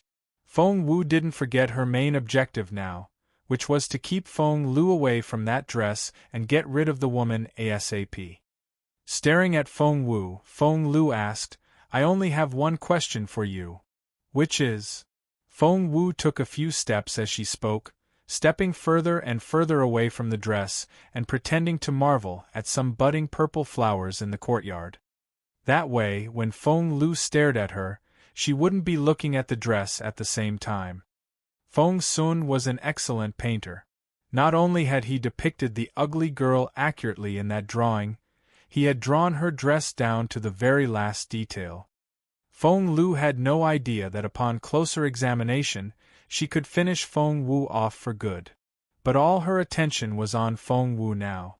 Feng Lu's eyes tracked Feng Wu wherever she went. Seeing Feng Wu casually enjoy the flowers with her hands behind her back, Feng Lu burned with hatred. Why? Why did this good-for-nothing look so pleased with herself when she had no spiritual essence whatsoever? However, recalling the times when she had been set up by this useless Feng Wu, Feng Lu took a deep breath and stared at Feng Wu with unblinking eyes. I only have one question and I want an honest answer. Do you still like the Crown Prince? Feng Wu cast her a sidelong glance. Still? I've never liked Jun Linyuan. There's no still.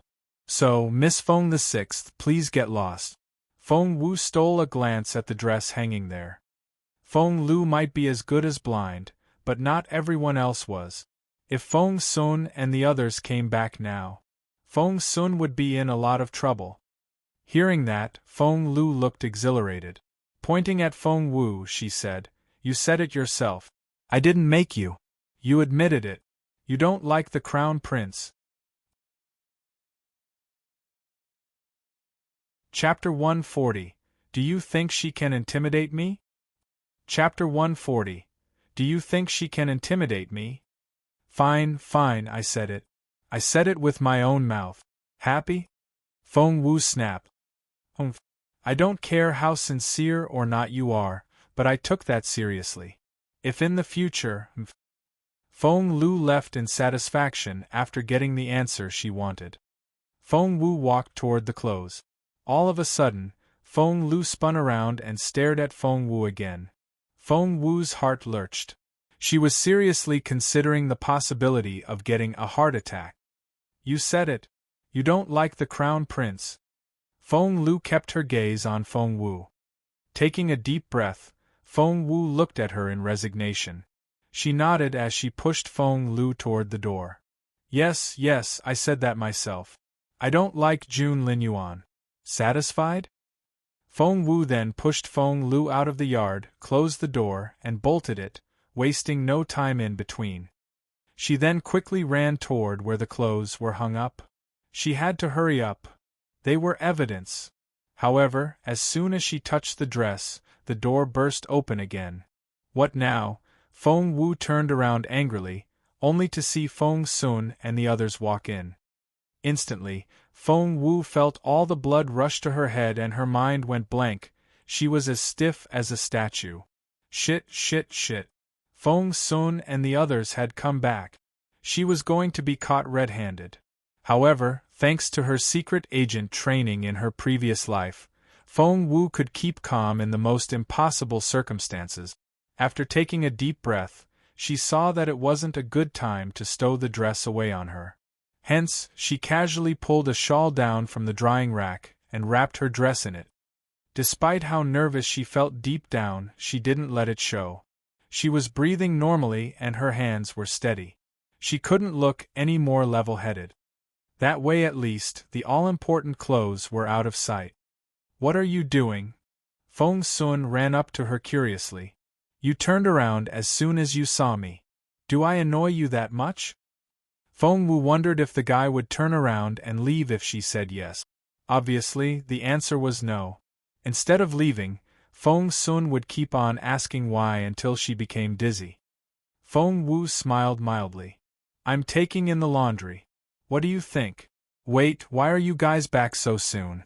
You're done searching for her? Feng Sun snorted. The ugly girl was done breaking wind. We lost track of her. Feng Wu nodded. Of course. You had a hard time finding her when you had a lead. It's only going to get harder without one. You guys must be exhausted after a long day. Get some rest. I'm off. Feng Wu wanted to stay as far away as possible from this guy. However, Feng Sun stopped her by grabbing her shoulder. Feng Wu, what's going on? Why are you avoiding us? We saw Feng Lu storm off when we came back.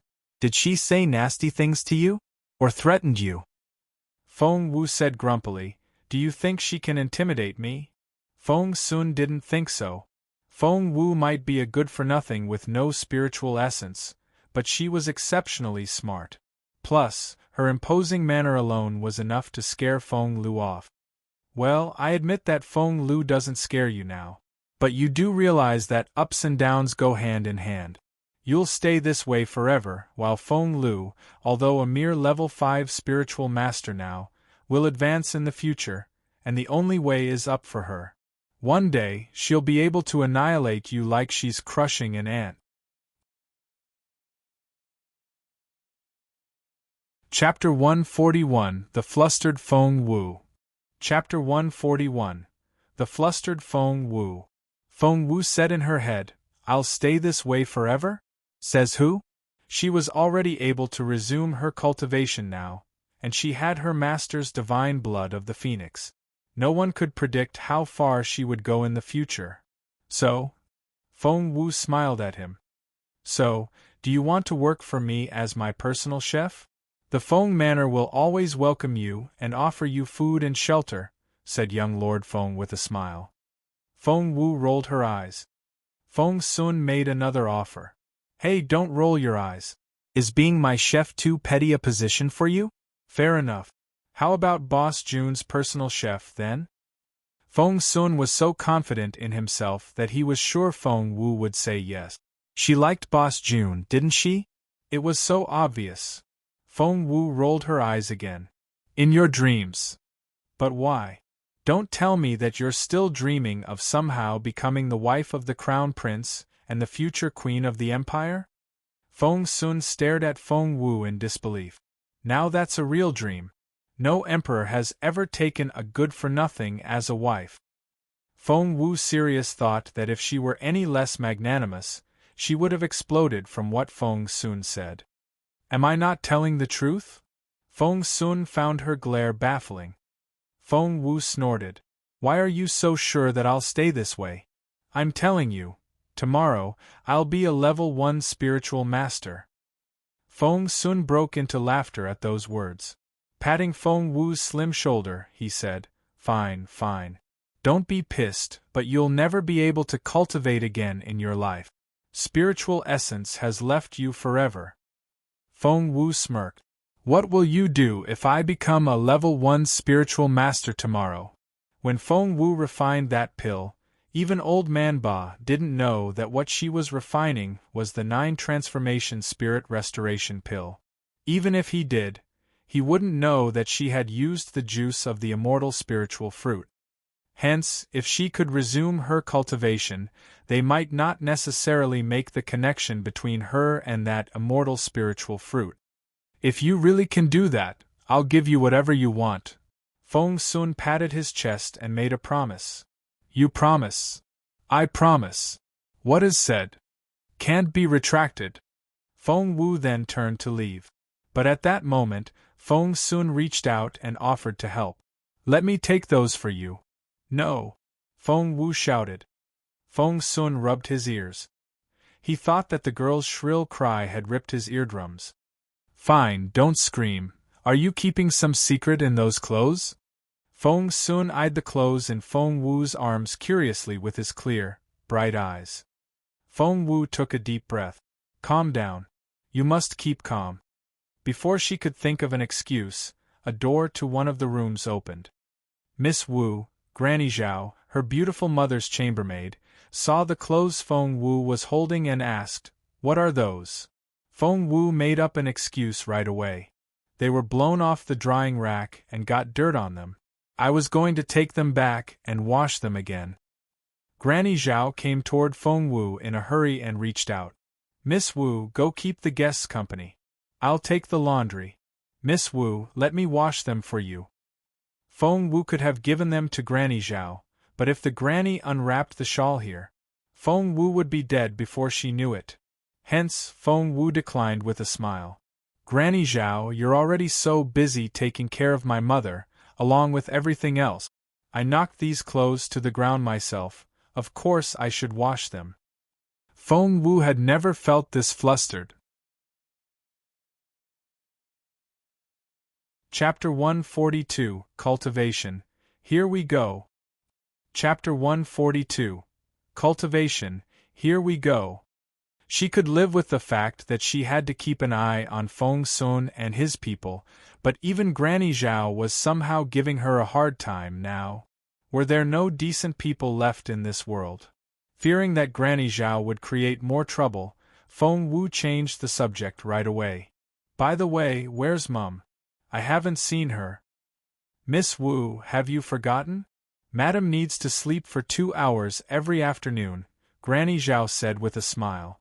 Since Miss wants to wash the clothes yourself, I'll leave you in peace. Granny Zhao, please don't let me keep you.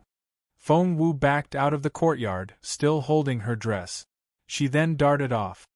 Tilting his head, Feng Sun watched her suspiciously from behind. Somehow, he found Feng Wu's behavior today very strange, but couldn't put his finger on it. Feng Wu went back to her room, slamming the door shut behind her. Only then did she look at the clothes in her hand and heave a sigh of relief.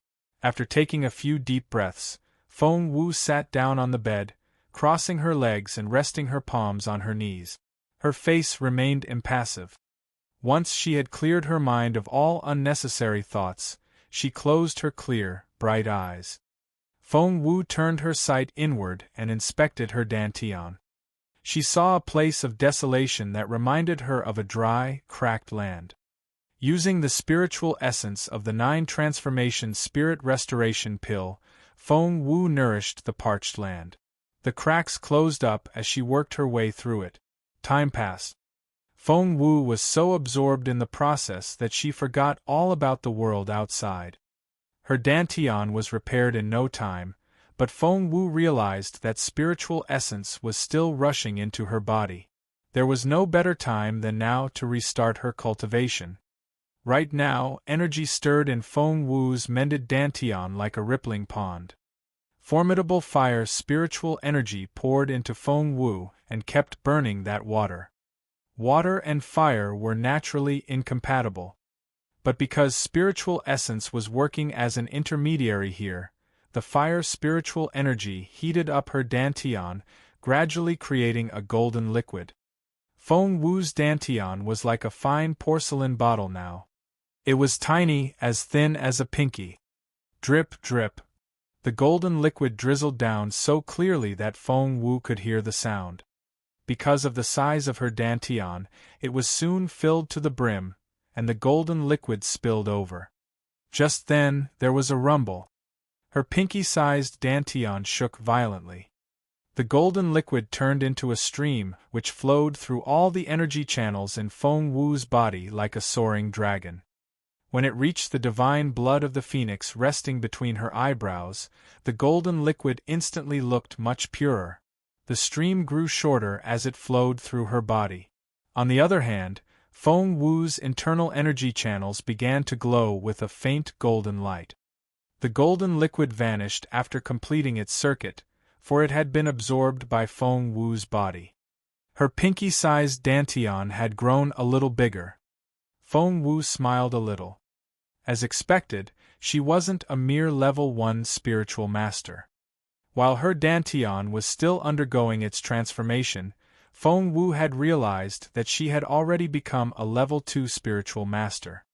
However, the fire spiritual energy was still creating golden liquid in that pool in her dantian. That was to say, Feng Wu might advance beyond a level 2 spiritual master at this point in time. The golden liquid kept gathering in her dantian, which filled up and rose up. With Feng Wu's refinement, another golden dragon was formed, which flowed through her energy channels again. Chapter 143 Her Beautiful Master. Chapter 143 Her Beautiful Master. Rumble. Feng Wu's tiny dantian expanded again. Needless to say, Feng Wu was a level 3 spiritual master now. The spiritual master stage consisted of 9 levels in total, and at her current rate of progress, Feng Wu smiled at that thought. Breathing out a stream of turbid energy through her nose, Feng Wu slowly opened her eyes. Starting from 0, she had reached level 3 all at once, which made quite a lot of noise. Jun Linyuan and the others were right next door, and had to have noticed something. She had to make up some very good excuse to explain herself now. However, at the thought of Jun Linyuan's knowing eyes, Feng Wu was at a loss over what to say. She could only hope that they wouldn't make the connection between her and the ugly girl. Wait. Now that she had made some progress, would her master wake up? As soon as she opened her eyes, she shifted a little and entered her ring in her spiritual form. She hurried close and looked at her beautiful master expectantly. Would he wake up now that she had resumed her cultivation? In the spacious room, her immortal-like beautiful master lay there with his wide white sleeves, which reminded her of clouds in the sky hanging down from the bed.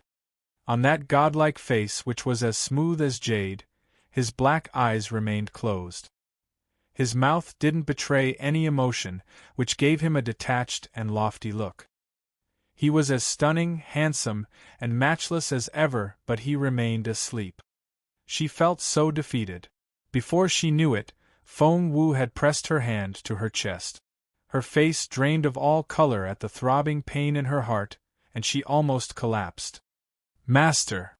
Feng Wu went down on one knee and touched her beautiful master's impeccable face with slim, trembling fingers.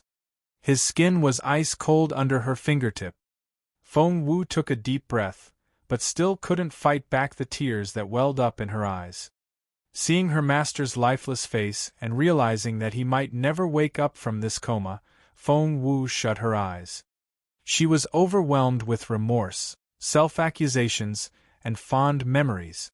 A tumult of emotions washed over her like a tidal wave, and the pain was almost too much for her to handle. Master, don't shut me out like this. I'm your little Wu. Tears rolled down Feng Wu's cheeks, then fell on her master's robe. Suddenly, she heard a rustle. It startled the grief-stricken Feng Wu. Her eyes widened as she stared at her master's shoulder. A colorful phoenix stuck its head out. Little Phoenix! Feng Wu cried out in surprise, her fingers trembling. Little Phoenix! Feng Wu had no idea where her master had found the bird. She could still remember the warm, impeccable smile on her master's face as he looked at her affectionately. This little phoenix is a descendant of the divine bird of ancient times and is the only one of its kind on this continent. Shall I make it your mount one day? An ancient divine bird? That sounded awesome. Little Feng Wu nodded earnestly in reply.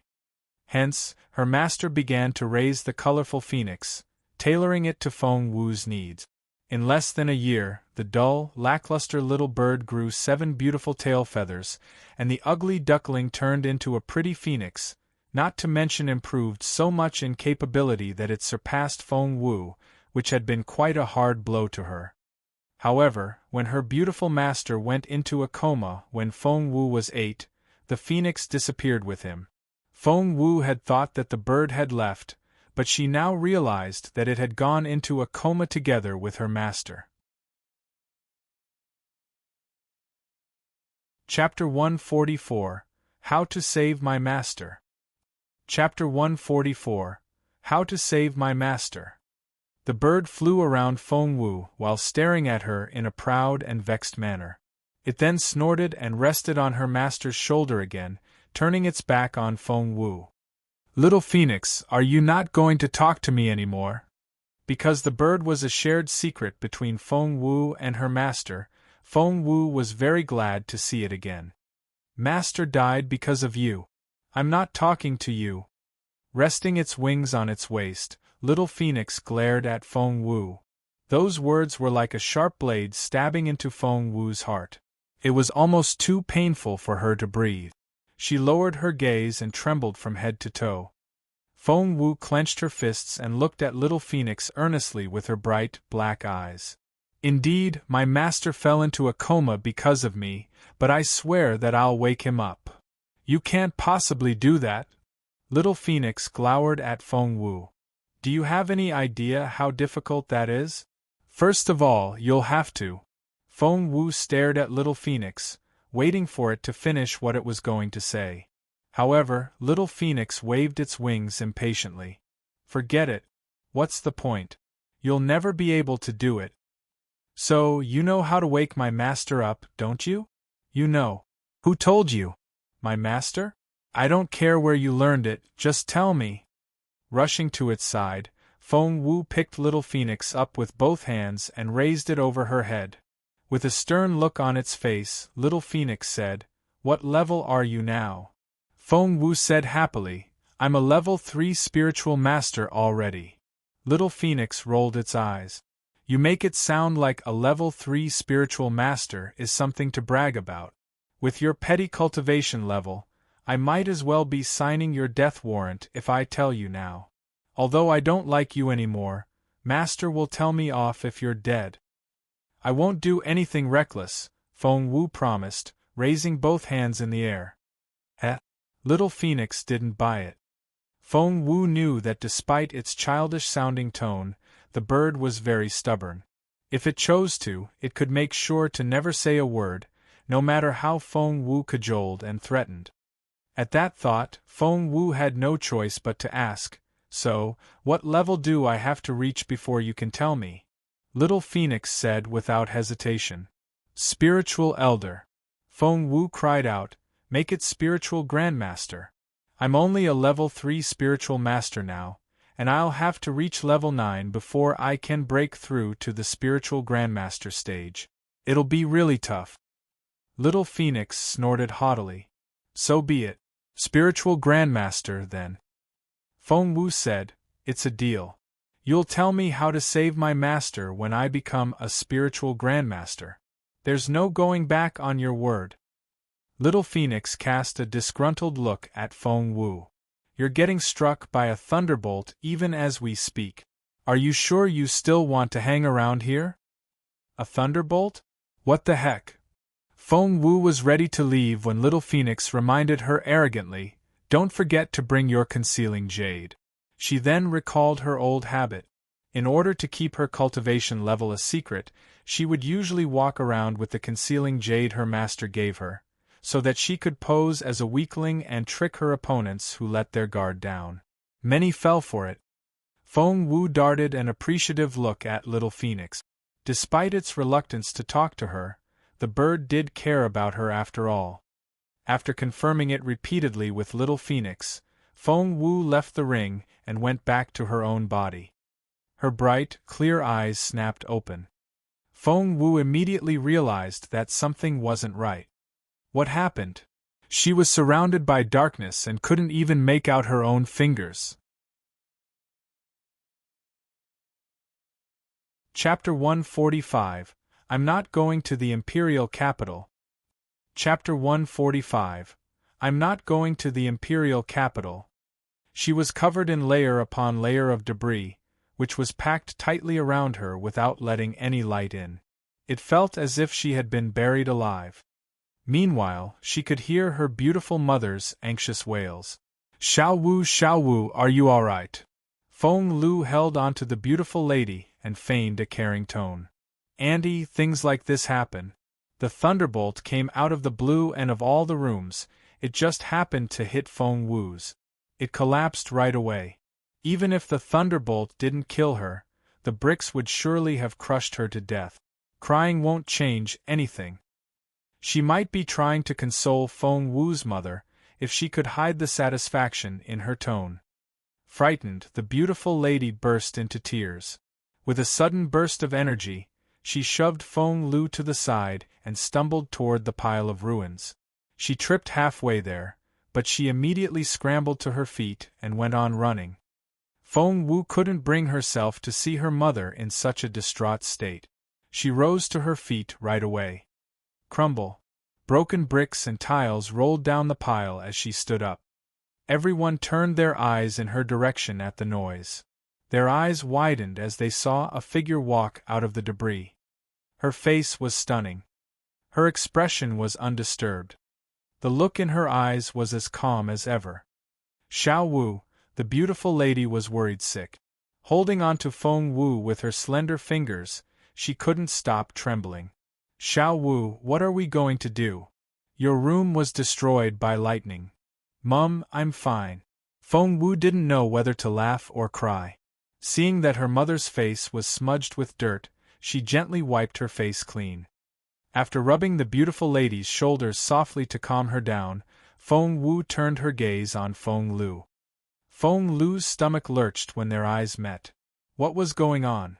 Why did she feel that Feng Wu's stare was even more piercing and intimidating than usual? When Feng Wu turned her dark eyes her way, Feng Lu felt as if a cold, sharp blade had stabbed her in the heart. "Why are you still standing? Why aren't you dead?" Feng Lu couldn't understand why this had happened. Wasn't Feng Wu useless? How come there wasn't a scratch on her after being hit by a thunderbolt first, followed by a house collapsing on top of her? That didn't make sense. Crossing her arms in front of her, Feng Wu gave Feng Lu a half-smile. My dear cousin, it sounds to me that you wished I was dead. Feng Lu blanched.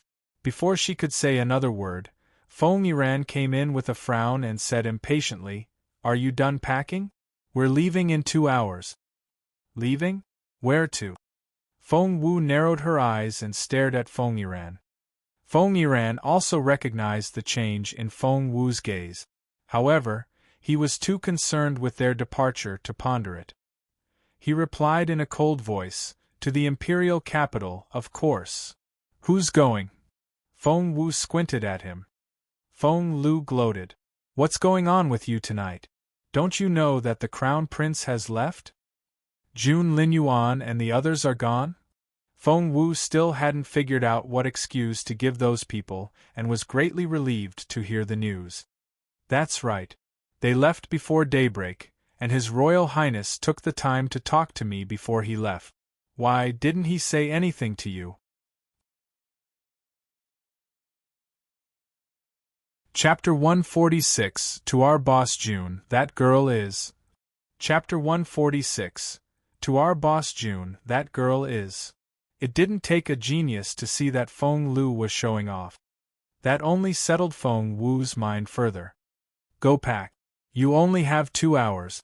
We're setting out as soon as the day breaks, Feng Lu prompted. Feng Wu snorted. I'm perfectly happy living here in northern border city. Why should I go with you? I'm staying right here. Her beautiful mother suddenly took her hand with teary, pleading eyes. Her cheeks were streaked with tears, which was the last thing Feng Wu wanted to see in this world. Feng Wu's heart sank and something felt very wrong. Before she could ask, Ha ha ha ha, Feng Lu guffawed. Feng Wu, haven't you realized that your brother isn't here? Her brother? Only then did Feng Wu realize that she hadn't seen Feng Xiaoqi anywhere.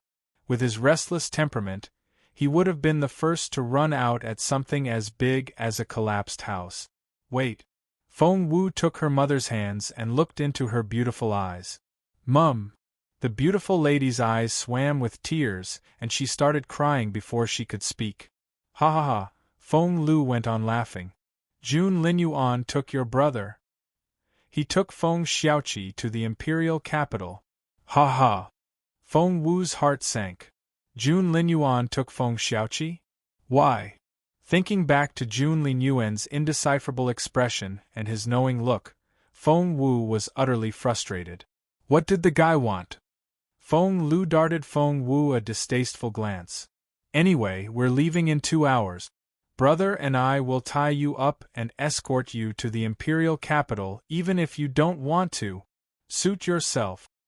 At the thought of having the entire Feng clan to back her up once they were back in the imperial capital, and that she would be able to make Feng Wu do anything, turn her into a maid or a slave, Feng Lu made a fist in satisfaction, then left the courtyard, laughing all the way.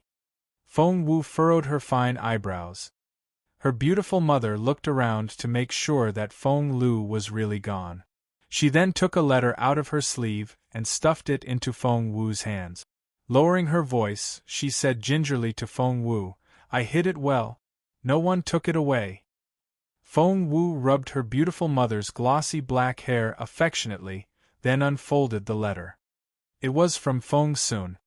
Feng Sun's letter was in his usual style and rambled on. However, it came with its merits. Feng Sun told her everything, including things that maybe he shouldn't have. We were going to stay for a while in northern border city, but we received an urgent message and had to leave in the middle of the night. Did I tell you? We came here to northern border city this time to search for the immortal spiritual fruit because the life of a very pretty and very lovely girl depends on it. A pretty and lovely girl? Who was that? Feng Wu frowned. She still couldn't figure out who it was after racking her brain. Ha! I bet you're dying to find out who that girl is, aren't you? Our boss June was willing to travel thousands of miles from the imperial capital for her. What do you think she is to him? Are you jealous? Ah, don't even try to compare yourself with her. If the place you take up in Boss June's heart is about the size of a sesame seed, she takes up his entire mind. She's the only girl that Boss June treats gently. Feel jealous all you want, but you'll never be her match. Chapter 147. A few drops of blood is all your brother will lose every day.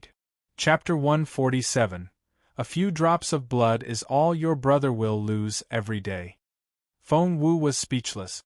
So what if that girl was the only one June Linyuan treated with gentleness? She jealous? Don't make her laugh. Ha! Right, I almost forgot to tell you something. We were very lucky yesterday, because your brother accidentally cut his finger and Boss June saw right away that your brother was someone with an ultimate spiritual body. Do you know what that means? It means that your brother is the key to saving that girl. On guard, Feng Wu narrowed her eyes. The ultimate spiritual body was a very rare and very precious quality, so much so that on the entire continent only a handful of people had it. Such a quality enabled one to cultivate automatically as long as there was spiritual essence around, which was why it made others so envious. Feng Xiaoqi had started off as someone with a semi-ultimate spiritual body. It was exceptional, but not amazingly so. Despite all the rumors which might arise, or what others would think of her, Feng Wu delayed Feng Xiaoqi's cultivation for 5 years. With her matchless medical skills, Feng Wu had been nourishing Feng Xiaoqi continuously for the past 5 years. Finally, she turned his semi-ultimate spiritual body into a real one. And what was June Linyuan going to do to Feng Xiaoqi now? He was going to cut the boy open for his blood.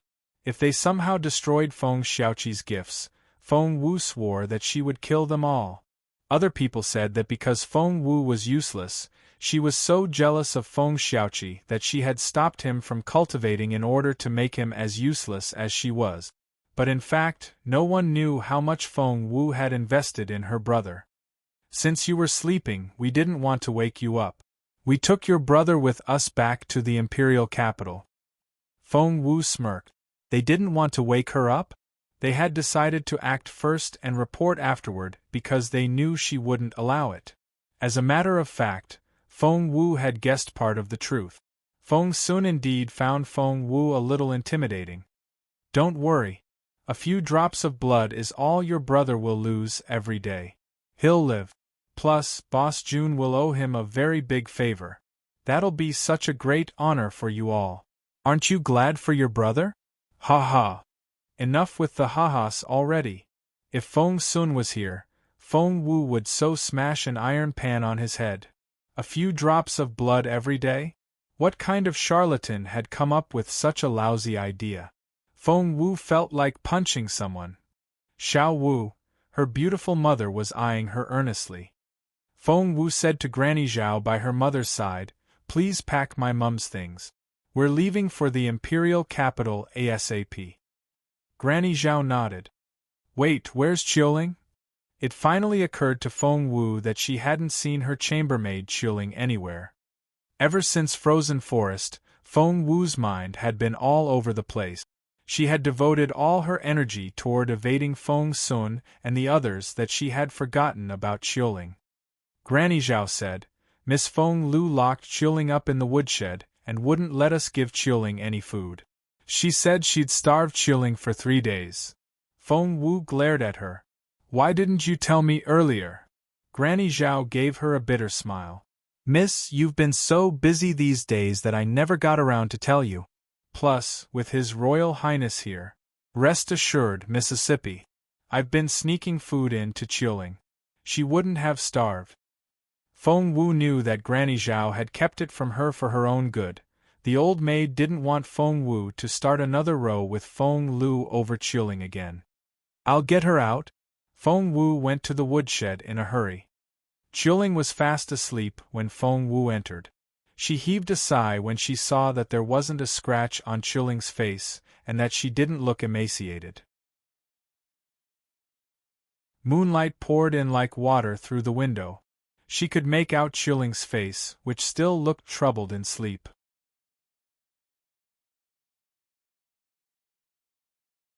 Chapter 148. You're the one Feng Sun made such a fuss about. Chapter 148. You're the one Feng Sun made such a fuss about. Chilling's face was covered in sweat and she looked panic-stricken. Sitting down on the bed, Feng Wu patted her gently on the shoulder. Chilling, wake up! Miss Wu! Chilling cried out and bolted up from the bed, her eyes still closed. Bad dream? Feng Wu asked guiltily. Chilling opened her eyes at Feng Wu's voice and was shocked when she saw the latter. She sat there in a trance-like state. Am I still dreaming? It seems like I saw my mistress come back. Tears welled up in Chilling's eyes as she spoke. Feng Wu chortled. Silly girl. You're not in a dream. Your mistress is really back. Miss Wu? Miss Wu, is that really you? You're not dead? You're back. Sob, overwhelmed with dread, distress, and anxiety, Chilling threw herself into Feng Wu's arms, tears rolling down her cheeks. Sob, Miss Wu, I saw that eagle take you and I thought I would never see you again. Chilling had always been a steady girl, and Feng Wu never expected to one day see her cry like this, which made her feel all the more guilty. She then briefly told Chilling about what had happened in the past few days. Oh my God! Covering her mouth with both hands, Chilling's eyes popped out. Miss, why you stole that immortal spiritual fruit from the Crown Prince after that eagle snatched you. Feng Wu nodded. Yup. And you've refined the 9 transformation spirit restoration pill with that fruit, and you can resume your cultivation? Feng Wu nodded again. Yup. Oh God, oh God, oh God! There is divine justice after all. Sob, burying her face in her palms, Chilling wept with joy. Tears rolled down her cheeks like broken beads. This is great. This is the greatest news. Chilling had served Feng Wu since they were little. She had been there when Feng Wu grew into a genius girl, as well as when Feng Wu was crippled and fell out of favor. On hearing the news that Feng Wu was able to cultivate again, Chilling was so excited that she almost jumped to her feet. Feng Wu enjoined in a serious tone, Feng Sun and his people have no idea that I was the ugly girl. You were there with me in Yunlai Tower, so make sure you don't give the game away. I won't. Chilling made a fist. Go pack our stuff. We're leaving for the imperial capital in less than 2 hours. Feng Wu heaved a sigh. Going to the imperial capital now wasn't ideal for Feng Wu. Her plan was to achieve some significant gains in her cultivation here in northern border city before going to the imperial capital. However, now that her little brother had been taken, Feng Wu had no choice but to follow. In the last bit of time she had left, Feng Wu went to see Old Man Ba. Old Man Ba welcomed Feng Wu with his intense gaze. He looked Feng Wu up and down, eager for some gossip. Feng Wu sat down in a familiar manner, poured some tea for herself, and casually sipped it, completely unaffected by the old man's probing gaze. In the end, Old Man Ba was the first to give in. Leaning toward Feng Wu, he said, Hey, little one. What? Feng Wu said grumpily. You're the person Feng Sun made such a fuss about, aren't you? Feng Wu was baffled. Master Ba, aren't you supposed to be a medicine maniac? I didn't know you were interested in such worldly affairs. Old Man Ba gave Feng Wu a sidelong glance and said haughtily, I'm only asking because you're involved. I wouldn't give a damn if it was anyone else. Old people indeed behaved like kids. Feng Wu shook her head. I'm not the one. TCH. Old Man Ba didn't buy it. Liar. You were the one in my refinery and only you knew about that passageway. Who else could it be?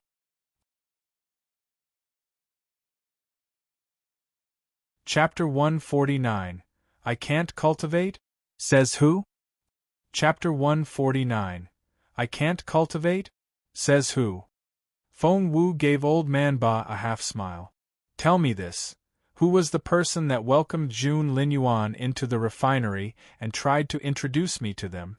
You wouldn't let them leave before that happened. Cough, cough. Old Man Ba almost choked on his own spit. He waved his hands in a flurry. Fine, forget what I asked. Young lady, you just always have to win, don't you? Now, what do you want from me this time? I'm going to the imperial capital. We're leaving in an hour, said Feng Wu earnestly. Why the rush? Old Man Ba asked. What happened? Is someone threatening you? Tell me. I'll take care of it for you.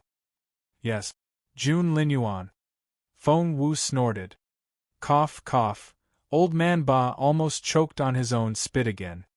Had it been anyone else, his status might be enough to back Feng Wu up. But this was Jun Linyuan. Did he find out what you did? Feng Wu said grumpily. Do you think I'd be sitting here in one piece if he had? He discovered Xiaoqi's ultimate spiritual body and took my brother back to the imperial capital to use his blood to save someone. I'm worried that they'll mess things up and somehow hurt Xiaoqi's ultimate spiritual body, which will be a very big problem. So, I'll be away from northern border city for some time, and I'll leave everything here in your hands. Old Man Ba nodded. Don't worry, I'll take care of it. Wait here a moment. After that, Old Man Ba went inside in a hurry, and before long, he came back and handed Feng Wu 2 letters. For Ba Jianming's eyes only? Feng Wu checked the first envelope. Is this your son? My grandson. Feng Wu darted a look at Old Man Ba with a half-smile and said teasingly, You don't like your son very much, do you? Old Man Ba glowered at Feng Wu. How did you figure that out? It's all in the name. Ba Jianming, that sounds like Ba Jianmin, to have a wastrel for a father. You called your son a wastrel, didn't you? Old Man Ba was speechless. If Feng Wu hadn't pointed it out, he would never have known how lousy the name he had given his grandson was. The corner of his mouth twitched a little and he waved his hands. Jianming is, well, he's angry with me because of his father. The last time I heard from him, he was in Wanping town, which is on your way to the imperial capital. I'd like you to take something to him for me. Feng Wu nodded, then examined the second envelope. Yan Shuren? The principal of Imperial College? Old Man Ba nodded. We go a long way back. Take this letter to him. Remember, give it to him in person. Feng Wu asked tentatively, Must I give it to him myself? Of course. You have to deliver it, not anyone else. Understand? Old Man Ba stressed. Feng Wu nodded. Old man, you're not asking your friend, the principal, to keep an eye on me, are you? That was spot on. Old Man Ba cast a stern look at Feng Wu, then said in a haughty tone, Little one, you think too highly of yourself. Do I look like that kind of person to you? But you are, said Feng Wu matter-of-factly. Old Man Ba darted another look at Feng Wu and mumbled, What a pity that you can never cultivate again. Otherwise, I would ask old Yen to teach you himself. Such a pity. Feng Wu couldn't bring herself to lie to Old Man Ba. Putting away the concealing jade, Feng Wu grinned. I can't cultivate? Says who?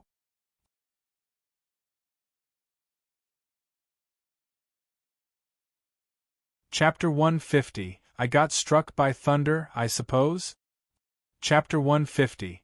I got struck by thunder, I suppose? Wait a minute. Old Man Ba's eyes lit up and he cried out in surprise. Level 3 Spiritual Master? When did you achieve that? A Level 3 Spiritual Master ranks at the bottom of all cultivators, but it's still proof that you can cultivate now. Feng Wu nodded with a smile. Yes, at least I can cultivate now. That's great. Old Man Ba was over the moon. Surprise us with your first success, won't you? A lot of people are waiting to laugh at you. I bet they don't know you can cultivate yet. Feng Wu put the concealing jade back on and smiled. I think I'll keep it from them for the time being. That's very wise of you. After all, you're still quite weak, and you don't have an advanced cultivator to protect you. You must be extra careful from now on.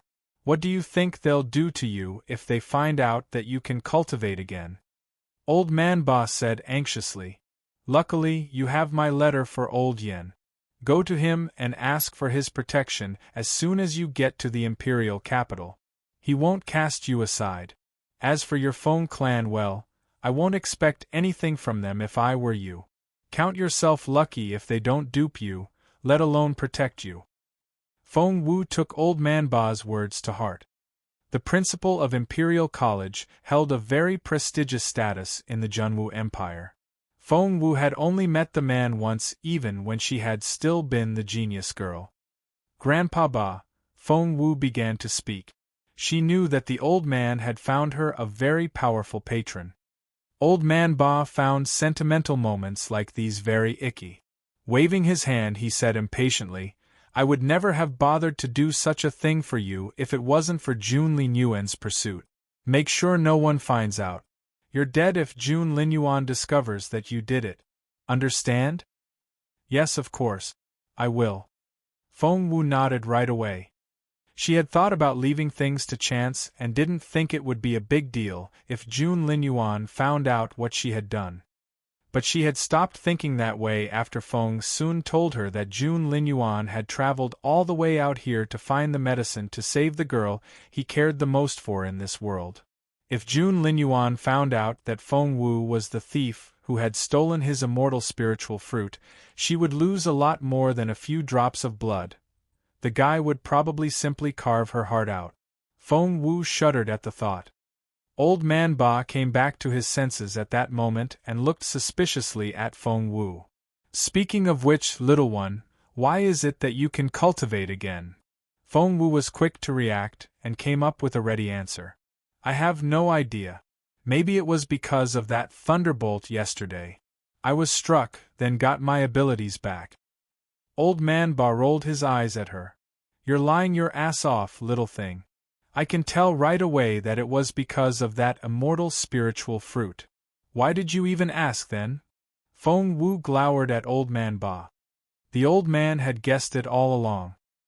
He had only asked to make sure that Feng Wu already had an excuse ready, so that Jun Linyuan wouldn't catch her off guard. Even with everything Old Man Ba had gone through, he still found Jun Linyuan very intimidating. All right, I'm off. They're all waiting for me. Feng Wu waved her right hand as she spoke. Old Man Ba shook his head grumpily. What a naughty kid. However, as Feng Wu walked away, Old Man Ba suddenly burst into laughter. With the girl in the imperial capital, the city wouldn't stay quiet for much longer. Feng Wu got back to the Feng Manor just in time. Feng Lu was yelling at the servants when Feng Wu arrived. Seeing her cousin, Feng Lu snorted. Hurry up. Everyone is ready and we're all waiting for you. You'll have to answer to me if we can't catch up with His Royal Highness.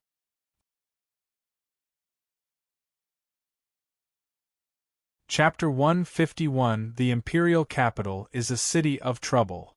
Chapter 151 The Imperial Capital is a City of Trouble. Had it not been for the fact that her brother had been cultivating in the small hours and required absolute quiet, Feng Lu would have prompted him to set out together with Jun Linyuan.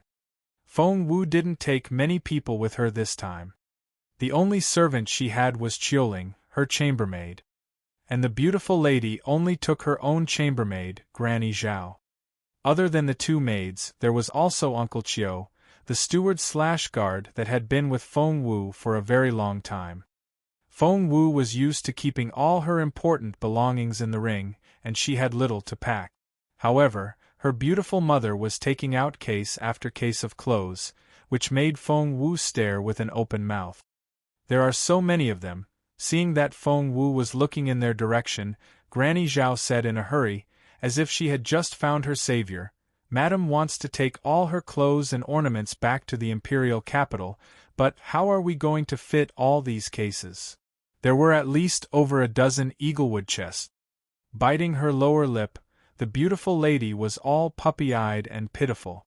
She couldn't bear the thought of leaving behind one single piece of clothing. I made them myself.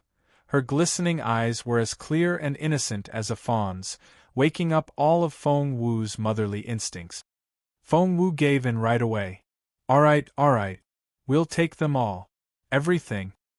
Yes.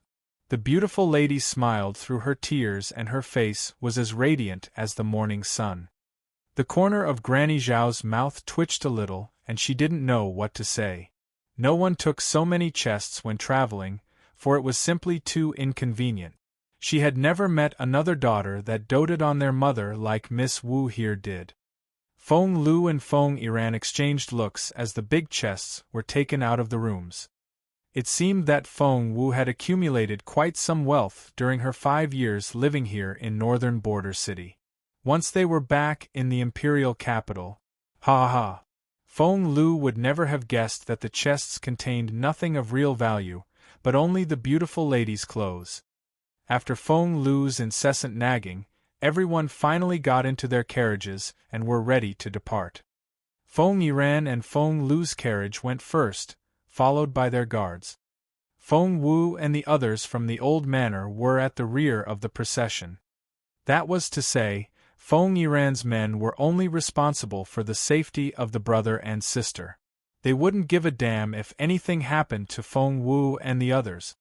Feng Wu thought about having a carriage to herself, so that it would be more convenient for her to cultivate on the way. But now she changed her mind. I'll share a carriage with Mum. Qiuling, you take the one behind with Granny Zhao, Feng Wu instructed. The team from the Feng clan was soon on its way. The carriage Feng Wu took was a special one she had customized for her mother. Because it was shockproof, it was very comfortable to sit in, and one wouldn't be jolted or get tossed about like in ordinary carriages. Plus, there were a lot of hidden gadgets inside the carriage. Feng Wu put down a tray table from the wall and laid out some food and water on it, then fetched some embroidery work for her mother. She smiled and said in a cajoling voice, I'm going to be busy with my cultivation from now on and I won't have much time to keep you company. Mum, do you think you can look after yourself? Despite her childlike level of intelligence, the beautiful lady knew perfectly well that cultivation was something of great importance. She nodded affirmatively. Xiao Wu is awesome. Yes, Xiao Wu is going to get super awesome and I'll be able to protect you. Feng Wu caressed her mother's hair. Her other hand made a fist under her long sleeve. The imperial capital was a city of trouble. There.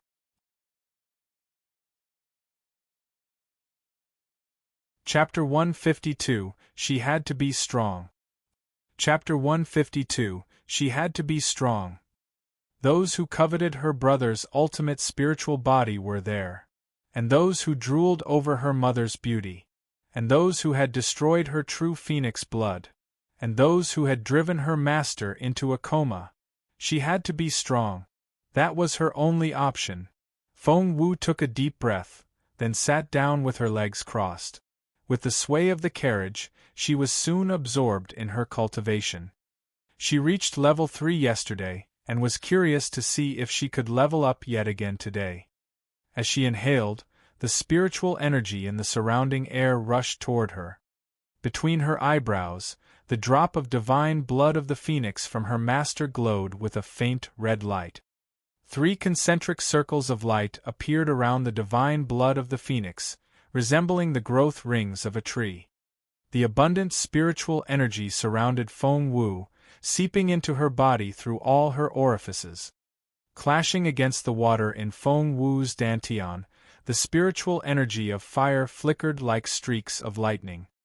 As the 2 elements collided, the golden liquid gradually dribbled into Feng Wu's dantian.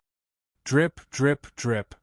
Feng Wu focused all her attention on the formation of the golden liquid, for she knew perfectly well that only when her dantian was filled with it could she move on to the next level.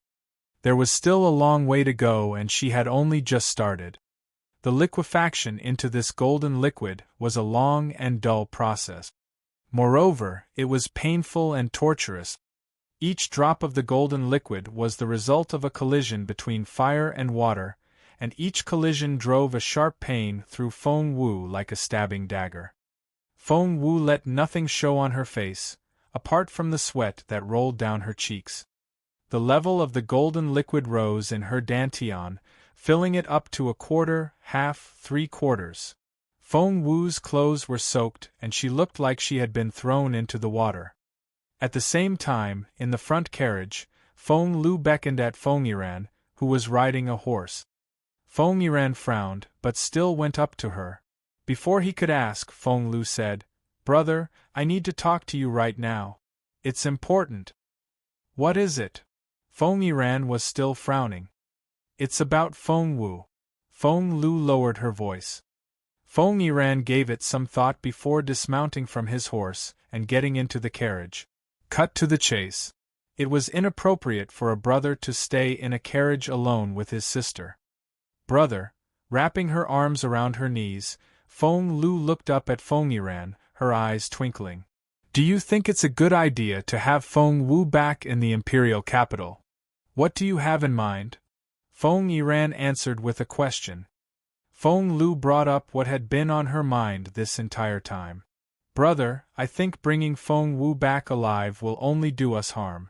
Do you think she'll stop competing with you over the position of future clan chief?" Before Feng Yiran could reply, Feng Lu smirked. "Brother, let me remind you, Feng Wu might be useless now, but she still has a very formidable weapon, her face." Feng Lu went on twisting the knife. Young Lord Feng seemed to like her face a lot. "You saw it yourself. He was all over her and followed her everywhere. If she becomes his concubine and works her charm in bed, what do you think she can talk him into?"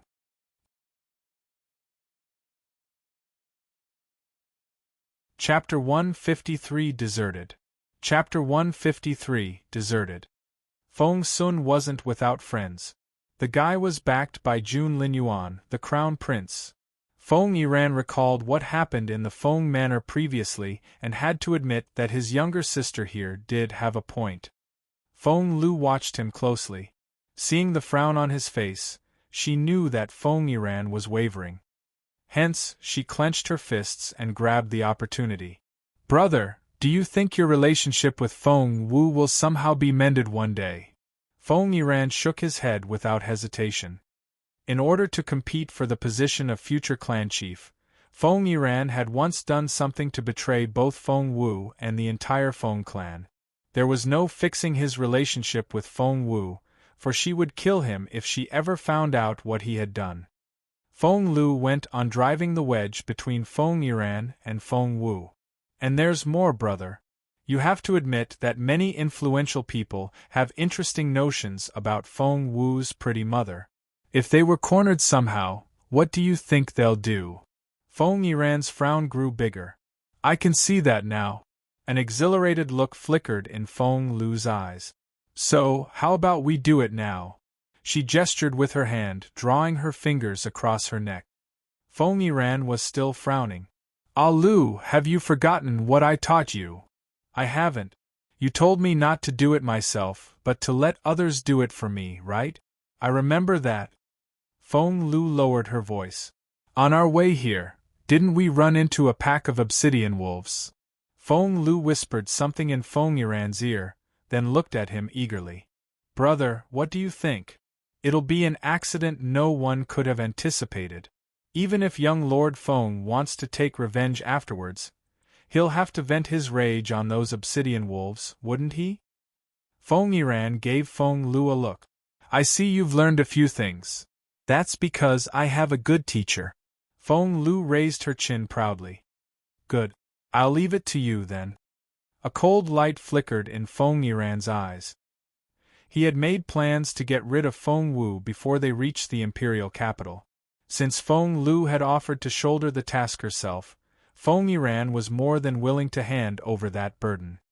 Little did Feng Lu know that she had just been used as a pawn.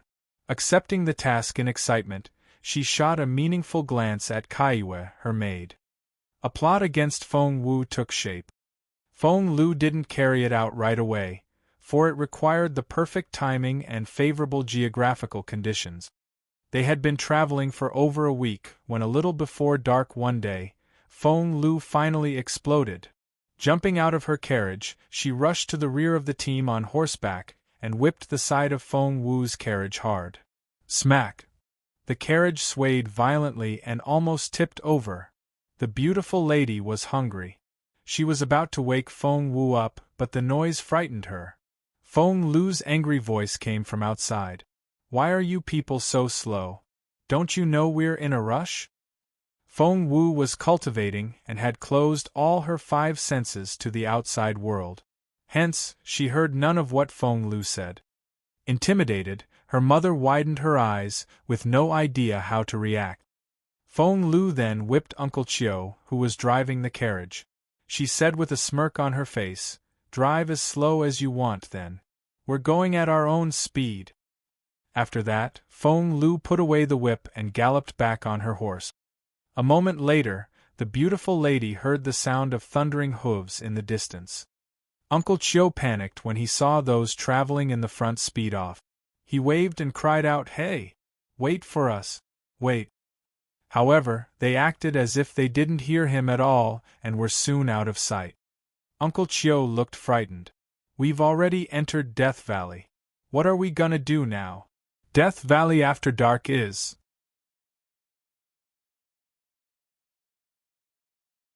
Chapter 154, Miss Wu Can Cultivate Now? Chapter 154, Miss Wu Can Cultivate Now? Uncle Chiu looked frightened. "We've entered Death Valley already. What are we gonna do now? Death Valley after dark is..." Uncle Chiu wasn't too capable a cultivator. He had followed Feng Wu all the way to northern border city and had stayed a level 7 spiritual master ever since. As for Chiuling, she was even weaker. As a mere level 1 spiritual master, she could do little to help. Meanwhile, inside the carriage, Feng Wu felt a disturbance in her mind, and there was a non-stop buzzing sound in her ears. She smiled a little. Finally, she was a level 4 spiritual master. She had guessed right. Her cultivation the second time round not only enabled her to strengthen her skills, it was also surprisingly efficient. In less than 10 days, she had leveled up 4 times. Feng Wu felt that there was still room for more progress. As a result, she didn't emerge from her oblivious state, but remained fully absorbed in her cultivation. "Uncle Chiu, what are we gonna do now?" Chiuling ran out of the carriage behind Feng Wu's and rushed to Uncle Chiu's side, looking indignant. Not only did young Master and Miss Lu run off, they took all the guards with them. It'll be dark soon. What are we supposed to do in the middle of nowhere? Uncle Chiu was equally flustered, but he managed to keep the look on his face calm and said coolly, "Death Valley is full of peril, and even more so after dark. I think the young master meant us harm." Chiuling said resentfully, "Can they be any more obvious about it? Of course they mean us harm. They're only too glad to be able to get rid of Madam and Miss like this. They're simply evil." Blue veins popped on Uncle Chiu's forehead. "What does Miss Wu think? She's so smart. I bet she'll have a plan." Chiuling smacked her forehead. "Of course. I'll go ask Miss Wu." However, when Chiuling lifted the thick curtain of the carriage, Feng Wu's beautiful mother raised her index finger to her lips and gestured at Chiuling. "Shoo!" Seeing Feng Wu sitting there cross-legged with her eyes closed and the abundant spiritual energy circling her, Chiuling saw right away that Feng Wu was in the process of leveling up. This wasn't the right time to disturb her at all. Uncle Chiu was baffled when he saw this. Cultivation? Miss Wu could cultivate now.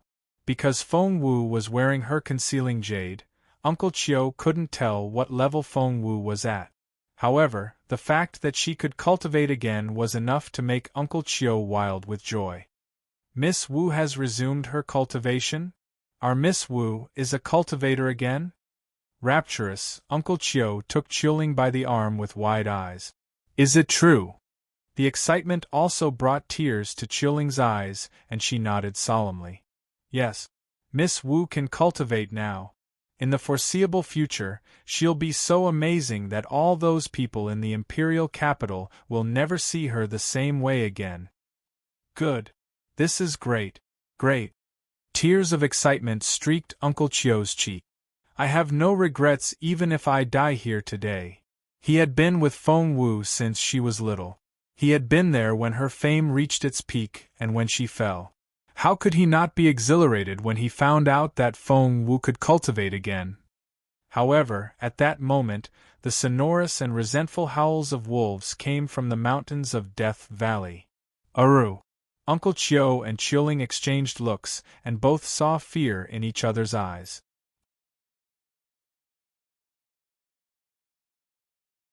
Chapter 155 Run! Chapter 155 Run! Wolves. That's the sound of wolves. Chilling looked at Feng Wu and Uncle Chiu in turn, and asked, Uncle Chiu, what now? Do you think you can kill that wolf? That wolf? Uncle Chiu gave her a bitter smile. That's the king of obsidian wolves, and when it howls, it won't just be one wolf. In a few minutes, we'll see tens of thousands of obsidian wolves charging at us. Granny Zhao, Chilling, get inside the carriage. We're leaving. Granny Zhao was driving the carriage behind them, which contained all those chests. She would never outrun those wolves with such a heavy load. Both Granny Zhao and Chilling were well trained to handle emergency situations like this, and they jumped into Feng Wu's carriage right away. As soon as they were on board, Uncle Chiu's whip flicked through the air and struck the horses on the back. The horses sped up right away. Because of the increase in speed, the ride became bumpier than before. Granny Zhao took pity on the beautiful lady, who was looking at them with eyes as innocent as a fawn's. She gripped the lady's hand hard and comforted her. Madam, don't worry. We'll be all right. However, Granny Zhao's words were of little use because Chilling lifted the curtain and looked out. It wasn't completely dark yet, and she could clearly make out the obsidian wolves everywhere, each one sturdier than the next. Their fur was glossy and the vicious look on their faces showed how ready they were to kill. They were now rushing down the slopes in the manner of ones who ruled this land. The sound of their paws pounding the ground was like hammers thumping on Chilling's chest. She blanched and went very stiff. Uncle Chiu realized how serious the situation was as well. He said loudly to Granny Zhao, "You drive. Get everyone out of here." After that, Uncle Chiu tossed the whip to Granny Zhao before jumping down from the carriage and charging at the Wolf King. Granny Zhao and Chilling burst into tears. The obsidian wolves were everywhere and there was no way that Uncle Chiu could fight them off. He had just given up his life to save them. However, this wasn't the time for Granny Zhao to get sentimental. She was responsible for Miss Wu's and the ladies' lives now. Smack! Granny Zhao whipped the horses hard. The fact that she could guard the lady for so many years was proof enough that Granny Zhao was no mere old lady. However, no matter how hard Granny Zhao struck them, the two horses remained frozen on the spot. Chilling cried out, "Shit! The horses are frightened by the wolves and they can't move. We need to get off the carriage now." However, it was too late for that. Because of the terrain, Feng Wu's carriage was right in the middle of the valley and the obsidian wolves were charging down at them from all directions. Hence, Chilling realized that they had nowhere to run. What are we gonna do? The wolves will be on us in no time. There won't even be any bones left of us after they're done. Chilling was terrified, but wouldn't give in to this fate. There's nothing to regret about my death, but what a pity for Miss Wu. She just got her ability back, and she's going to die like this. I'll get back at those two even if I turn into a ghost. Chilling realized that those obsidian wolves wouldn't charge at them for no reason. The brother and sister had to have done something to them. As they spoke, the Wolf King had reached their carriage. Uncle Chiu turned around and panicked. He hurried back toward the others, but there were simply too many obsidian wolves around them. The wolves had figured out that this middle-aged man was the most capable fighter among these four human beings.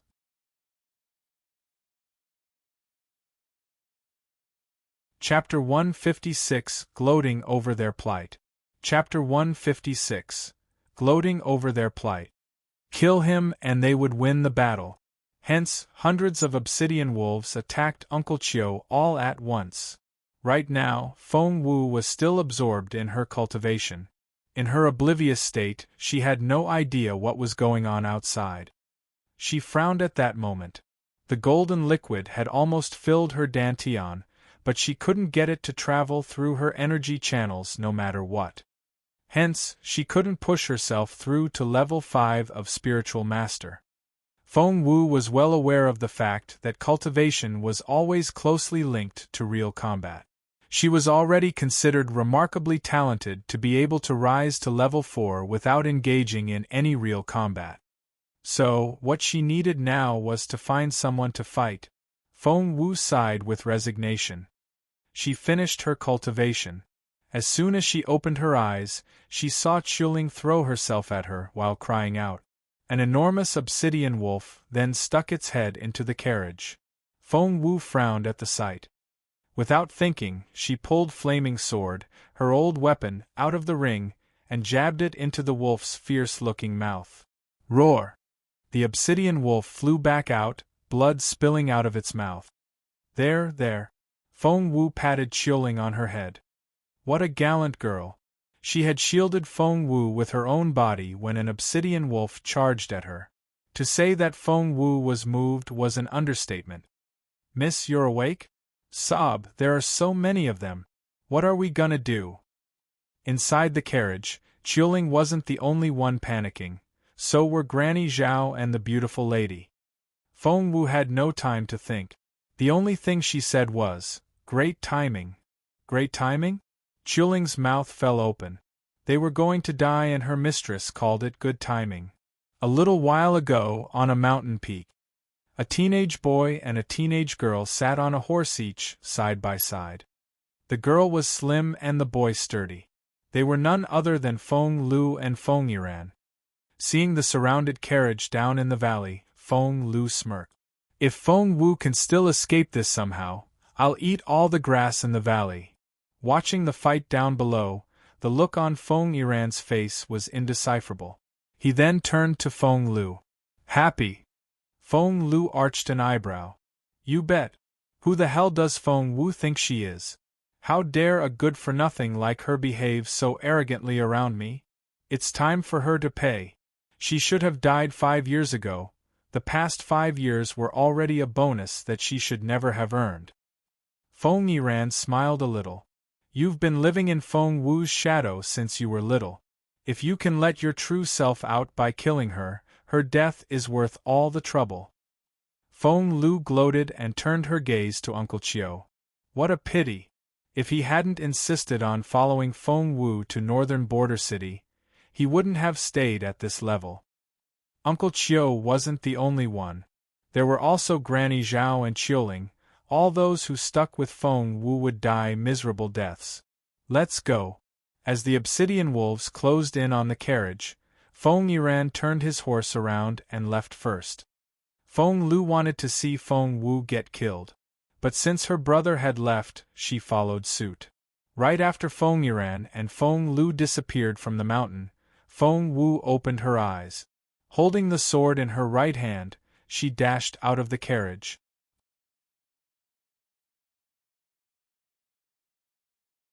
Chapter 157.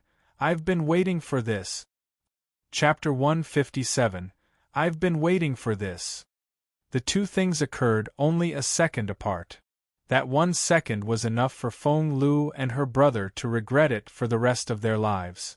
Charging out of the carriage with Flaming Sword, the first thing Feng Wu did wasn't to attack the wolves, but to take out a bottle of expellent from the ring. Back in Frozen Forest, Feng Wu had used the expellent to set Fairy Miao up. If Feng Sun saw what Feng Wu was doing now, he would definitely be suspicious. Too bad for them that they weren't around. With the carriage in the center, Feng Wu drew a circle with a 10-meter radius on the ground with the expellent. All the obsidian wolves inside the circle grew restless at the smell that was a deterrent to them. They retreated immediately, until they were outside the circle. Chuling and the others watched this with wide eyes. Miss Wu, are we all right now? Chuling was ecstatic. She had thought that they were surely going to die here.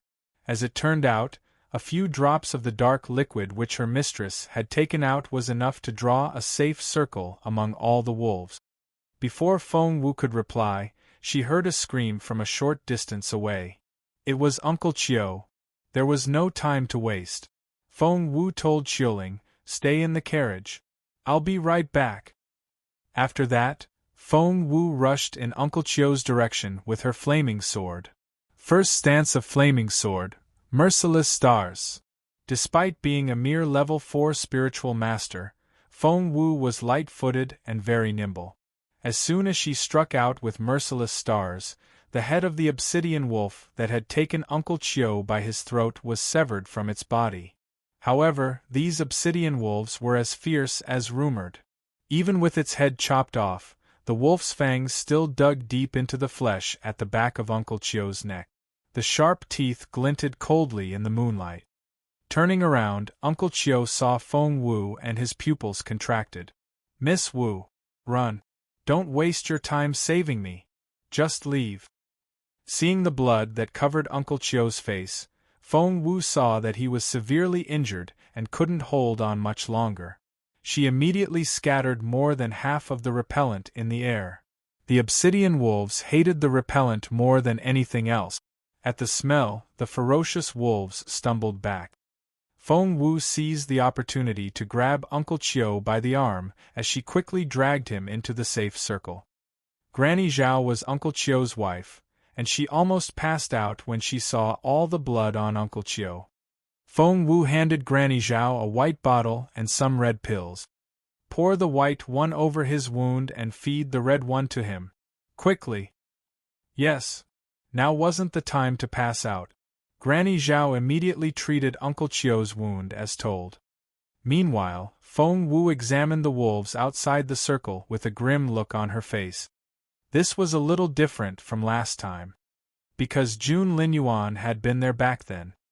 He was so formidable that the wolves backed off without any repellent. Although the obsidian wolves were now being kept at bay outside the circle, they kept their intimidating gazes on Feng Wu and the rest. They didn't dare enter, but they wouldn't let go of this opportunity. Hence, they stayed where they were. Feng Wu smirked. Did they think her an easy target? Well, she was indeed in need of some real combat, and these wolves would come in handy.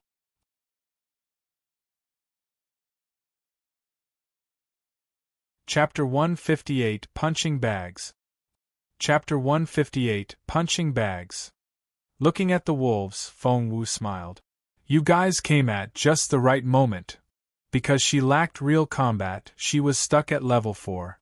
She couldn't be any more glad to see so many punching bags.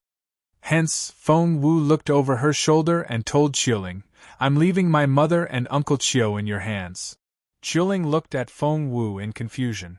"Miss, what are you?" However, before she could finish her sentence, Feng Wu charged out into the obsidian wolves, holding her flaming sword. That almost made Xiuling shriek. She wasn't the only one who was surprised. The others were just as baffled. They were finally safe, but Feng Wu had just jumped back out herself. What was she thinking? Seeing that Feng Wu had left the safe circle willingly, the obsidian wolves pounced on Feng Wu all at once. First stance of flaming sword, merciless stars.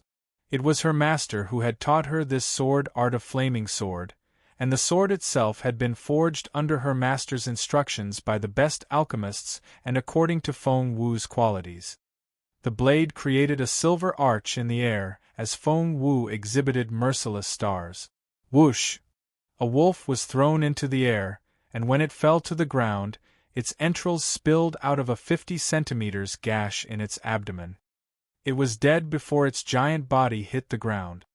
That successfully shocked the rest of the obsidian wolves. However, they were indeed the warrior wolves they were said to be. The scent of blood incited their wild nature. Aru! The howl of a wolf rang out in the distance. Instantly, the 10 obsidian wolves closest to Feng Wu pounced on her all at once. "I thought you'd never come." Feng Wu smirked, then shouted, "Second stance of flaming sword, fire stars." Crimson flame instantly erupted from the sword. It shot out and encircled the 10 obsidian wolves. Whoosh, whoosh, whoosh. The blade flickered as Feng Wu clashed with the wolves. Inside the safe circle, Qiuling and the others were so nervous that they covered their mouths with both hands, too afraid to cry out or even blink. They almost forgot to breathe. They went completely stiff. They feared that if they looked away for 1 second, they would look back only to find that Feng Wu had been devoured by the obsidian wolves. There were so many wolves. However, when the flame faded, they saw that all 10 wolves had been killed without a sound. Blood dripped from the tip of flaming sword. The way the obsidian wolves eyed Feng Wu changed a little. These were the wolves that had surrounded Feng Wu in Frozen Forest. They had seen with their own eyes that this girl knew next to nothing about fighting. Why was she so different now? Again, Feng Wu pointed at the wolves with the tip of flaming sword. The obsidian wolves now knew fear. Baring their fangs, their mouths widened in gruesome smiles. 20 wolves jumped out this time. Feng Wu smirked. Third stance of flaming sword, shattering stars. The blade glinted. Bodies clashed. Feng Wu fought the 20 wolves patiently. She didn't rush to kill them right away, but tried to make her strikes more precise. She knew perfectly well that she couldn't kill all the wolves here. She was only using them as punching bags to practice her skills. You're tuning in to the Phoenix Knights YouTube channel. Don't forget to subscribe and join us on this journey to catch the most captivating stories.